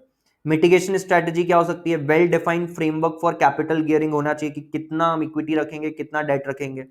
Maintaining a liquidity chest for immediate working capital requirement, chest मतलब रिजर्व होना चाहिए आपके पास proper. And in case foreign currency borrowing का केस है तो हेजिंग भी होना चाहिए, ठीक है, बिकॉज अगर उधर इंटरेस्ट रेट बढ़ रहे हैं तो आप दूसरी जगह से वो कवर भी कर सको अपनी पोजीशन। हेजिंग में आपको समझा चुका हूँ, राइट, जो ऑप्शंस की हमने बात करी थी। तो इस तरीके से ना आपको इन्होंने टेबल फॉर्म में रिस्क का टाइप, उसका description, mitigation strategy, stakeholder impact और कैपिटल इंपैक्ट दिया हुआ है, वो केस स्टडी का ही पार्ट है। तो आप एक बार इसको क्या करोगे, गो थ्रू कर लोगे। एंड इन केस कोई भी आपको इसके अंदर टर्म समझ में नहीं आ रहा है, कोई रिस्क समझ में नहीं आ रही, उसका डिस्क्रिप्शन समझ में नहीं आ रहा, मिटिगेशन मेजर जो लगा रहे हैं वो समझ नहीं आ रहा, तो ऑब्वियसली आप जो है मुझसे पूछ सकते हो, मेरे साथ डिस्कस कर सकते हो, ठीक है। वैसे ही ऑपरेशनल रिस्क की अगर बात करें तो इसका मतलब क्या है? रिस्क ऑफ लॉसेस जो कि फ्लॉड या फेल्ड प्रोसेसेस के कारण कॉज हो रहा है, पॉलिसी सिस्टम्स या इवेंट्स के कारण कॉज हो रहा है जो कि डिसरप्ट कर रहे हैं बिजनेस ऑपरेशंस को। एम्प्लॉय एरर, क्रिमिनल एक्टिविटी जैसे फ्रॉड, फिजिकल इवेंट्स, ये सब इसके अंदर आ जाएगा, बिकॉज ये आपके ऑपरेशंस को क्या करेगा? डायरेक्टली असर डालेगा उसके ऊपर। Most organizations accept that their people and processes will inherently incur errors and contribute to ineffective operations. In evaluating the operational risk, practical steps लेनी चाहिए जिससे कि हम eliminate कर सके exposure को और successful responses ensure कर सके। And अगर unaddressed रह जाती है ये रिस्क, तो जो ऑपरेशनल रिस्क वगैरह है उससे क्या होगा? मॉनेटरी लॉस हो सकता है, कॉम्पिटिटिव डिसएडवांटेज कॉज हो सकता है, एम्प्लॉय कस्टमर रिलेटेड प्रॉब्लम्स हो सकती हैं और बिजनेस फेलियर भी हो सकता है। चैलेंजेस क्या क्या विटनेस करने पड़ते हैं जब हम मिटिगेट करने की बात करते हैं ऑपरेशनल रिस्क को? इस पे क्वेश्चन आ सकता है आपको। जो डेटा रिक्वायर्ड है वो कई बार हो सकता है कि अवेलेबल ना हो। ऑपरेशनल कॉम्प्लेक्सिटी जो है वो बहुत ज्यादा बढ़ जा रही है एंटरप्राइजेस में, because number of operations carry out करे जा रहे हैं, तो वो समझना वो थोड़ा सा डिफिकल्ट हो सकता है। Universe of operational risk types जो है वो एक्सपांड हो रहा है, बहुत टाइप की ऑपरेशनल रिस्क हो सकती है, तो अलग अलग टाइप की, अलग अलग टाइप के रिस्क से अलग अलग तरीके से डील करना पड़ेगा। तो ये और मतलब आप कहीं ना कहीं बोल सकते हो ये दोनों पॉइंट्स आपस में आप रिलेट कर सकते हो, बिकॉज जितनी ज्यादा ऑपरेशनल रिस्क के टाइप्स होंगे उतनी ज्यादा ऑपरेशनल रिस्क जो है वो क्या होती जाएगी? कॉम्प्लेक्स होती जाएगी, उससे डील करना कॉम्प्लेक्स होता जाएगा। Operational risk over steps with other risk functions, ठीक है, कई बार दूसरे फंक्शंस जो हैं उनके साथ मिलकर के ज्यादा डैमेज कॉज कर सकती है, ठीक है। तो दो अगर आपस में जुड़ जाए, जो हमने पहले भी पढ़ा है रिस्क इंटरेक्शन, तो ज्यादा नुकसान हो सकता है, तो वो समझना थोड़ा सा डिफिकल्ट हो रहा है। Other risk functions feel threatened by what seems like duplicative risk function and don't cooperate. बाकी जो लोग हैं, ठीक है, वो ऑपरेशनल रिस्क से डील करने के टाइम पर कई बार हो सकता है कि कॉपरेट ना करें ऑर्गेनाइजेशन के अंदर। इन ऑपरेशंस स्टाफ कंप्लेन कर सकता है कि मॉनिटरिंग और रिपोर्टिंग जो है वो ज्यादातर टाइम उनका ले जाता है और जो उनकी दूसरी रिस्पॉन्सिबिलिटीज है वो उसको फुलफिल नहीं कर पाते। अगर, ठीक है, ऐसा कब हो सकता है? जब आपने ऑपरेशंस स्टाफ को ही वो काम दे करके रखा है मॉनिटरिंग का, ठीक है, कि अगर कोई भी रिस्क वगैरह राइज होती है तो आपको तुरंत क्या करना है? उसको कम्युनिकेट करना है। तो वो जो सर्विलियंस वाला पॉइंट हमने पढ़ा था ना, कि आप कॉन्टिन्यूसली देख रहे हो, ट्रैक कर रहे हो कि कहीं कुछ चीज गलत तो नहीं जा रही है, अगर जा रही है तो आप इन्फॉर्म कर रहे हो उसको टाइमली मैनर में, तो वो ओनरशिप वाला काम, ऑपरेशनल रिस्क की ओनरशिप वाला काम, अगर आपने ऑपरेशन स्टाफ में जो लोग हैं उनमें से कुछ लोगों को दे करके रखा है, तो वो इस चीज को लेकर के कंप्लेन कर सकते हैं कि हमारा ज्यादातर टाइम तो इसी चीज में चला जाता है, तो हम बाकी की रिस्पॉन्सिबिलिटीज कैसे फुलफिल करें, ठीक है। उसके बाद ये टेबल आप एक बार गो थ्रू कर लोगे। कंप्लायंस एंड गवर्नेंस रिस्क की अगर बात करें तो कंप्लायंस रिस्क का मतलब क्या है? लीगल पेनल्टीज फेस कर सकते हो आप, फाइनेंशियल फोरफीचर हो सकता है, मटेरियल लॉस हो सकता है, resulting from the failure to act in accordance with industry के लॉज एंड रेगुलेशंस, या आपने जो अपने लिए इंटरनल पॉलिसीज बनाई है या जो भी बेस्ट प्रैक्टिसेस वगैरह प्रिस्क्राइब करी गई है। कंप्लायंस रिस्क को इंटीग्रिटी रिस्क भी बोला जाता है, बिकॉज आप कहीं ना कहीं ऑनेस्ट डीलिंग वगैरह, ठीक है, लॉस से कंप्लाई करना, ठीक है, वो सब इसमें इन्वॉल्व होता है, इसीलिए अल्टरनेटिव नेम इंटीग्रिटी रिस्क भी है। और गवर्नेंस रिस्क में क्या चीजें आ जाएंगी? ऑर्गेनाइजेशन का ethical and legal management, transparency and accuracy of company performance and involvement in other ESG initiatives. Ethically काम हो रहा है, लीगली काम हो रहा है या नहीं हो रहा, जो भी काम हो रहा है, परफॉर्मेंस जैसी भी हो रही है, वो कम्युनिकेट करी जा रही है नहीं करी जा रही, सही सही जानकारी दी जा रही है, इंफॉर्मेशन दी जा रही है स्टेक होल्डर्स को या नहीं दी जा रही, एंड लास्ट में ईएसजी इनिशिएटिव्स में हम इन्वॉल्व हो रहे हैं या नहीं हो रहे। ठीक है, ये एक बार गो थ्रू आपको कर लेना है टेबल। एनवायरमेंटल रिस्क की बात करें तो probability and consequence of unwanted accident, but obviously हम एनवायरमेंट की बात कर रहे हैं इसमें ना, एनवायरमेंट के परस्पेक्टिव से। ठीक है, जैसे वेस्ट मैनेजमेंट में डेफिशिएंसीज है, वेस्ट ट्रांसपोर्ट में डेफिशिएंसीज है, तो कोई लीकेज हो गया, जैसे जो मैंने एग्जांपल पहले भी दिया है, भोपाल गैस ट्रेजेडी का एग्जांपल दिया है, या फिर आप बेसिकली रिवर जो है उसको आप पॉल्यूट कर रहे हो बाय डिस्चार्जिंग दी वेस्ट। ठीक है, या लीकेज हो गया, उस कारण से पानी के साथ कोई केमिकल मिल गया, तो उसके कारण क्या हो सकता है, डैमेज कॉज हो सकता है। Waste treatment and disposal, several pollutants are released into the environment, air pollution की जो basically like common example is air pollution. ठीक है, जो फैक्ट्रीज से पॉल्यूशन कॉज हो रहा है। एग्जांपल्स में air contaminants, toxic waste, radiation हो गया, disease causing microorganisms and plants, pesticides, heavy metals, chemicals in consumer product and extreme temperature and weather event, ये सब इसके अंदर आ जाएगा। इससे रिलेटेड भी आपको यहाँ दी हुई है चीजें। ठीक है, टेबल में सो हर रिस्क है और उसके बाद टेबल दिया और उसमें रिस्क के टाइप्स बताए हैं, डिस्क्रिप्शन दिया है, मिटिगेशन स्ट्रेटेजी दी है। तो एक बार आप वो चीज समझ गए तो आपके लिए फिर एक्सप्लेन करना आसान हो जाएगा। क्वेश्चन मैंने आपको बताया कि किस तरीके का इस पे आ सकता है, एक पर्टिकुलर बेसिकली केस स्टडी दे देंगे, and then they can ask you कि एनवायरमेंट रिलेटेड अलग अलग रिस्क टाइप जो कंपनी फेस कर रही है उसको आइडेंटिफाई करो, उससे रिलेटेड मिटिगेशन मेजर्स बताओ, कौन उससे अफेक्ट होगा वो बताओ। ठीक है, सोशल रिस्क का मतलब कम्युनिटीज के कारण, जैसे labour issues, human rights, public health issues, political uncertainty, ये सब इसके अंदर आ जाएगा।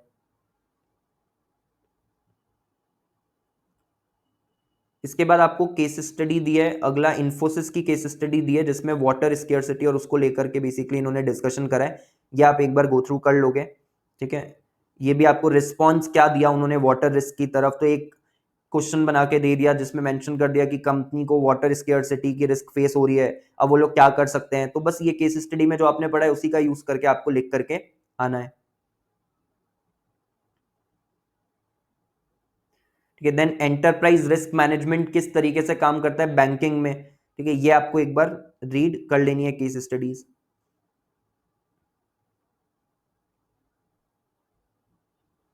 देन फार्मास्यूटिकल्स में ईआरएम कैसे काम करता है, ये आप एक बार रीड कर लोगे। ठीक है, प्रॉपर पॉइंट्स में ही डिवाइड करके दिया हुआ है, जो रेलिवेंट है आपके लिए वही आपको बस इसमें से पढ़ना पड़ेगा, पूरी केस स्टडी जो है वो नहीं पढ़नी पड़ेगी, बुक में तो बहुत सारा कुछ दिया हुआ है।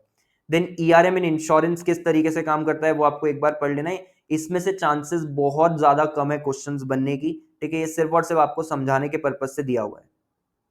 उसके बाद एडिशनल केस स्टडीज आपको दी है रिस्क मैनेजमेंट पे, जैसे साइबर सिक्योरिटी रिस्क मैनेजमेंट के लिए क्या कर सकते हैं अगर रैंसमवेयर रिस्क अराइज हो रही है मेडिकल प्रैक्टिसेस में। देन साइबर सिक्योरिटी इंसिडेंट हुआ तो रिकवरी प्रोसेस क्या फॉलो कर सकते हैं, की टेक अवेज क्या है। तो देखो केस क्रिएट करा जा सकता है इन्हीं चीजों को लेके, और आपको सेम ही चीज पूछी जाएगी कि रिकवरी प्रोसेस क्या हो सकती है, अब रिकवरी कैसे करें वो बताओ। तो ये आपको इससे जो है घबराने की जरूरत नहीं है। ठीक है, आपको ये नहीं सोचना कि अरे यार इतना सारा कंटेंट है, नहीं, आपको बस रीड कर लेना है, समझ लेना है कि अच्छा ऐसा कुछ हुआ तो ये चीजें करी जा सकती है। ठीक है, ज्यादा फोकस आप रखो इस चीज पे कि अगर रिस्क अराइज होती है तो कैसे उससे डील कर सकते हैं। ठीक है, वो आपने समझ लिया एक बार तो आपका काम हो जाएगा, एक बार आपने पढ़ लिया तो आपका काम हो जाएगा। नेक्स्ट फिर इसमें कुछ चेंजेस, अपडेट्स, इंप्रूवमेंट्स वगैरह जो कि लिए जा सकते हैं, ये जैसे ईमेल फिल्टर्स का यूज हो सकता है। अगर रैंसमवेयर वाला केस है तो ऑब्वियसली ईमेल में भी क्या होता है, स्पैम ईमेल्स आते हैं, आप लिंक पे क्लिक करते हो और आपका पूरा सिस्टम हैक हो जाता है, बैंक अकाउंट से पैसे कट जाते हैं। तो ईमेल फिल्टर होना चाहिए जो कि इस तरीके की चीजों को पहचान ले। एंटीवायरस सॉफ्टवेयर अपडेट होना चाहिए, क्लाउड बैकअप होना चाहिए, फायरवॉल अपडेट्स होना चाहिए, एंटीवायरस वगैरह इसमें आ जाएगा, पासवर्ड प्रोटेक्शन इसमें आ जाएगा।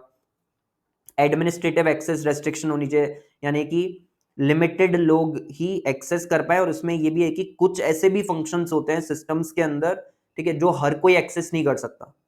ठीक है, सो वो भी आप इसमें डाल सकते हो कि ये particular function basically can not be access without password.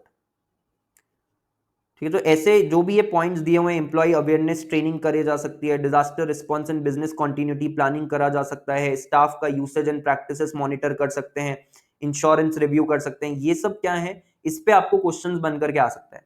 ये वो आपसे बोल सकते हैं कि अब आप बताओ क्या वो चेंजेस, अपडेट्स और इंप्रूवमेंट्स कर सकते हैं जिससे वो डील कर सके इस तरीके की साइबर सिक्योरिटी वाले जो भी अटैक्स हैं इनके साथ। तो ये पॉइंट्स आपको लिख करके आने हैं।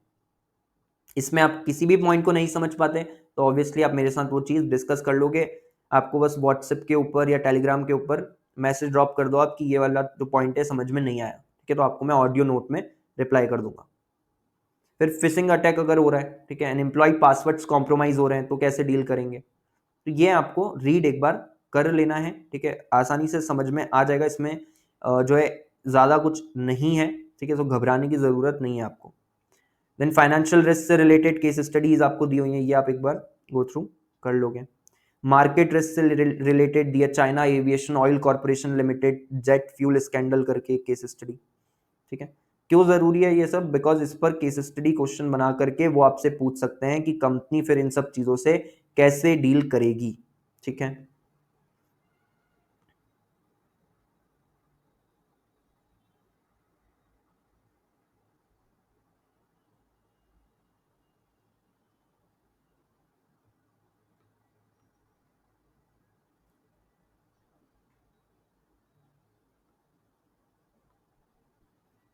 सो ये आपका बेसिकली चैप्टर का जो मेन कंटेंट है वो हमने इसमें कवर कर लिया है, ठीक है। ये चैप्टर हमारा यहाँ पर एंड हो जाता है। ये केस स्टडीज आप खुद से रीड करोगे एक बार, उसके बाद कहीं पर भी आप अटकते हो तो आप उसको जो है मैंने बताया मैसेज करके, ठीक है, या कॉल पर अगर कनेक्ट करने की रिक्वायरमेंट पड़ती है तो उस तरीके से हम उसको कंप्लीट कर लेंगे, डिस्कस कर लेंगे, ठीक है। इन केस आपको समझ में नहीं आता तो केस स्टडीज को मैं फिर से बता रहा हूँ आपको कि आप रटने के पर्सपेक्टिव से मत देखो केस स्टडीज को, ठीक है, चाहे वो इस सब्जेक्ट में हो या किसी और सब्जेक्ट में हो।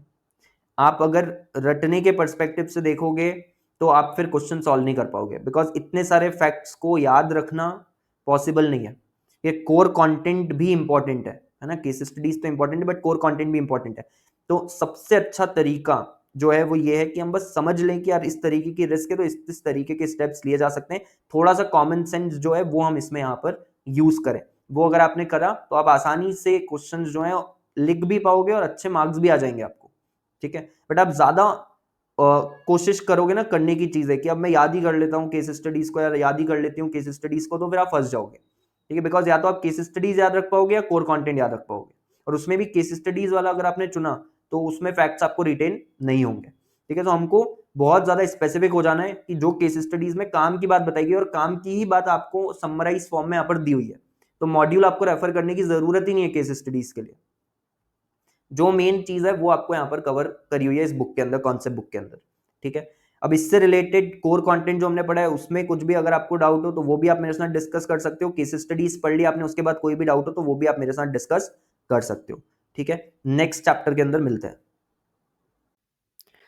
चलो, दिसंबर 24 का जो पेपर है ईएसजी का, उसमें जो क्वेश्चंस आए हुए हैं रिस्क मैनेजमेंट से रिलेटेड वो एक बार मैं आपको गो थ्रू करवा रहा हूँ।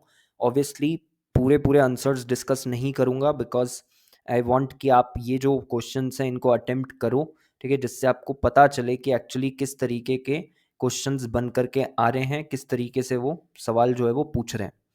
सो क्वेश्चन नंबर 5 जो होता है आपका, ठीक है, इसमें एक आपको अल्टरनेट क्वेश्चन भी मिल जाता है 5A। तो अगर आपको 5 नहीं आता तो आप 5A जो है वो क्या कर सकते हो, अटेम्प्ट कर सकते हो, ठीक है। पहले देखो इस तरीके की एक पूरी केस स्टडी दी होती है, ठीक है, और फिर उसके बाद में वो आपसे क्वेश्चंस पूछते हैं। अब अगर पहला वाला क्वेश्चन हम देखें तो इसमें वो क्या पूछ रहे हैं कि from a perspective of companies act 2013 and SEBI regulations discuss in detail जो रिस्पॉन्सिबिलिटी है बीओडी की रिलेटिंग टू रिस्क मैनेजमेंट, है ना। अब ये चीज हमने पढ़ी हुई है, यस पढ़ी हुई है, responsibility with respect to risk management करके एक सेपरेट हेडिंग के अंदर ही पॉइंट्स पढ़े थे हमने, ठीक है, जिसमें सेक्शन नंबर 134 का डिस्कशन करा था। देन रिस्क मैनेजमेंट कमेटी होनी चाहिए, सीआरओ को अपॉइंट करा जाना चाहिए, ये सारे पॉइंट्स हमने उसके अंदर देखे थे, तो वो आपको इसके अंदर लिख करके आने हैं।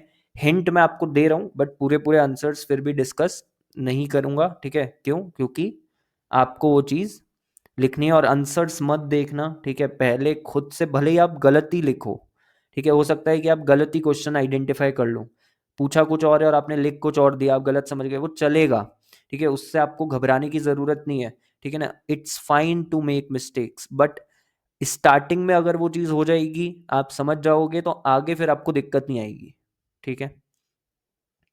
सेकंड जो है इसमें चीफ रिस्क ऑफिसर जो है, ठीक है, अच्छा ठीक है, हाँ, सेकंड वाले में चीफ रिस्क ऑफिसर जो है वो एक्सेप्ट करता है कि कंपनी ने बहुत कम काम करा है to prepare for the crisis, मतलब इतने ज़्यादा एफर्ट्स जो है वो नहीं लिए क्राइसिस के लिए प्रिपेयर करने के लिए।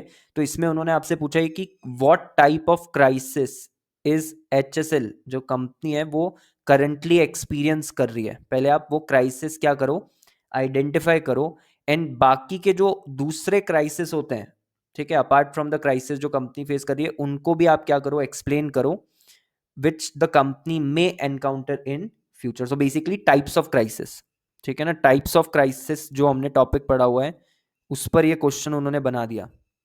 अब आपको हिंट मैं दे देता हूं कि किस लाइन से आप जो है आइडेंटिफाई कर सकते हो। ठीक है, ये जो लाइन है,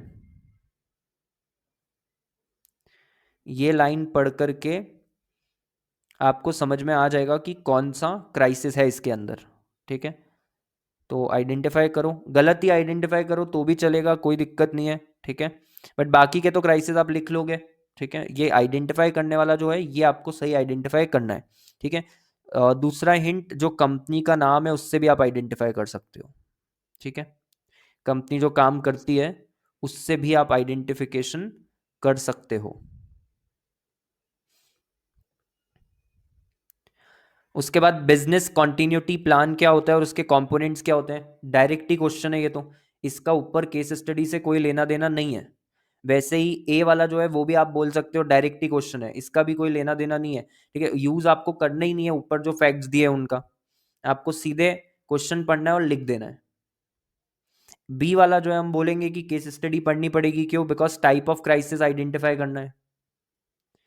देन डी में बोला है to protect against malicious threats और building a secure infrastructure for data storage for HSL, outline करो cyber security risk management process. पढ़ा है क्या हमने cyber security risk management process? Yes, ये भी डायरेक्ट क्वेश्चन की कैटेगरी में ही जाएगा, इसका भी ऊपर केस से कोई लेना देना नहीं है। ठीक है, तो ये चार आपके बेसिकली क्वेश्चंस हैं। उसके बाद 5A पे चलते हैं बिना आंसर्स देखे। ठीक है, 5A पर आप आओ, इसमें भी सेम वैसे ही आपको केस दिया होता है और इट इज फॉलोड बाय जो क्वेश्चंस हैं।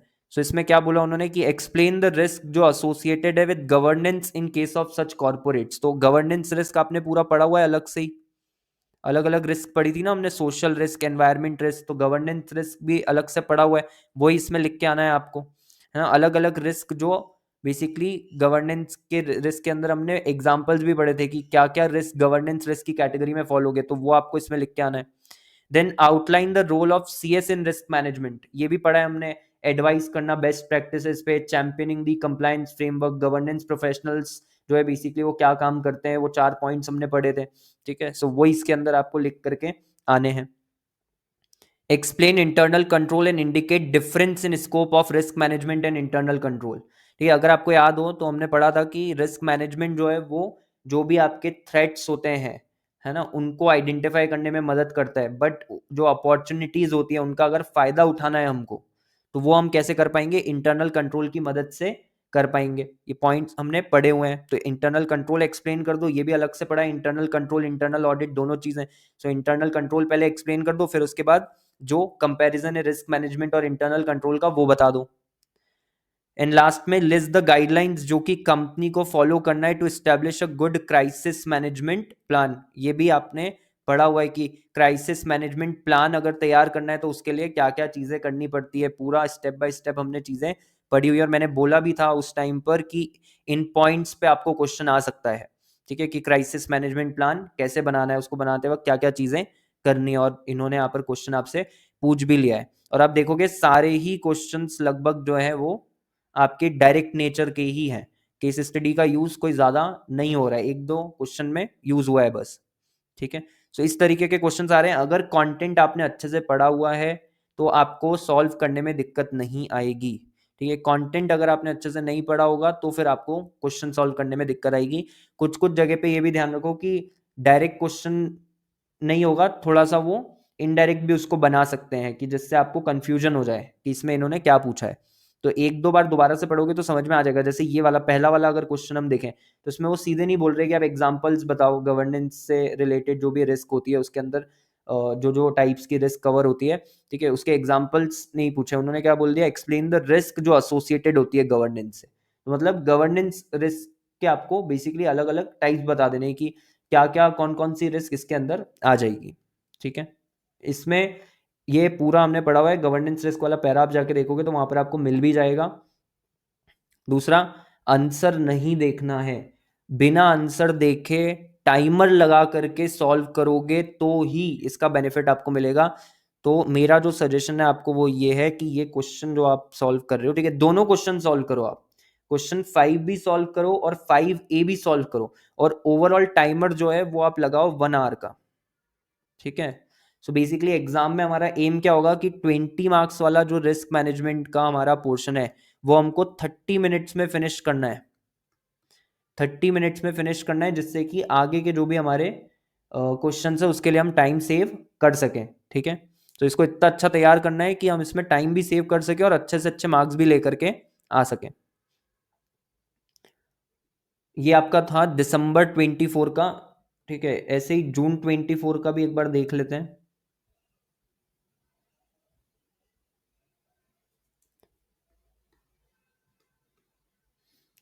चलो, ये जून 24 का आपका ईएसजी का पेपर है।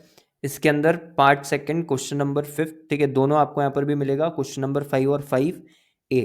ठीक है, ये आपको एक पूरा केस स्टडी दिया साइबर रिस्क से रिलेटेड, बेसिकली इसमें बातें इन्होंने मेंशन करी है, ये आपको पढ़ लेना है। ठीक है, सबसे पहला सवाल इन्होंने पूछा है, साइबर रिस्क एक क्रिटिकल इशू है जिस पर कि इमीडिएट एक्शन लेना जरूरी है, इसको डिस्कस करो। तो ये अपने आप में इनडायरेक्ट क्वेश्चन है, इसका कोई स्टैंडर्ड आंसर नहीं है, आपको अपने मन से जो है लिख करके आना है, डिपेंडिंग ऑन जो आप समझते हो कि ये साइबर रिस्क का जो इशू है वो कितना ज्यादा इंपॉर्टेंट है, कितना ज्यादा सिग्निफिकेंट है। और ये चीज आप जब ये केस स्टडी पढ़ोगे तो इसमें से भी आपको बहुत सारे पॉइंट्स मिल जाएंगे लिखने के लिए। ठीक है, then India can build a more resilient digital environment by prioritizing cyber security, fostering collaboration and promoting cyber awareness। ये डिस्कस करना है।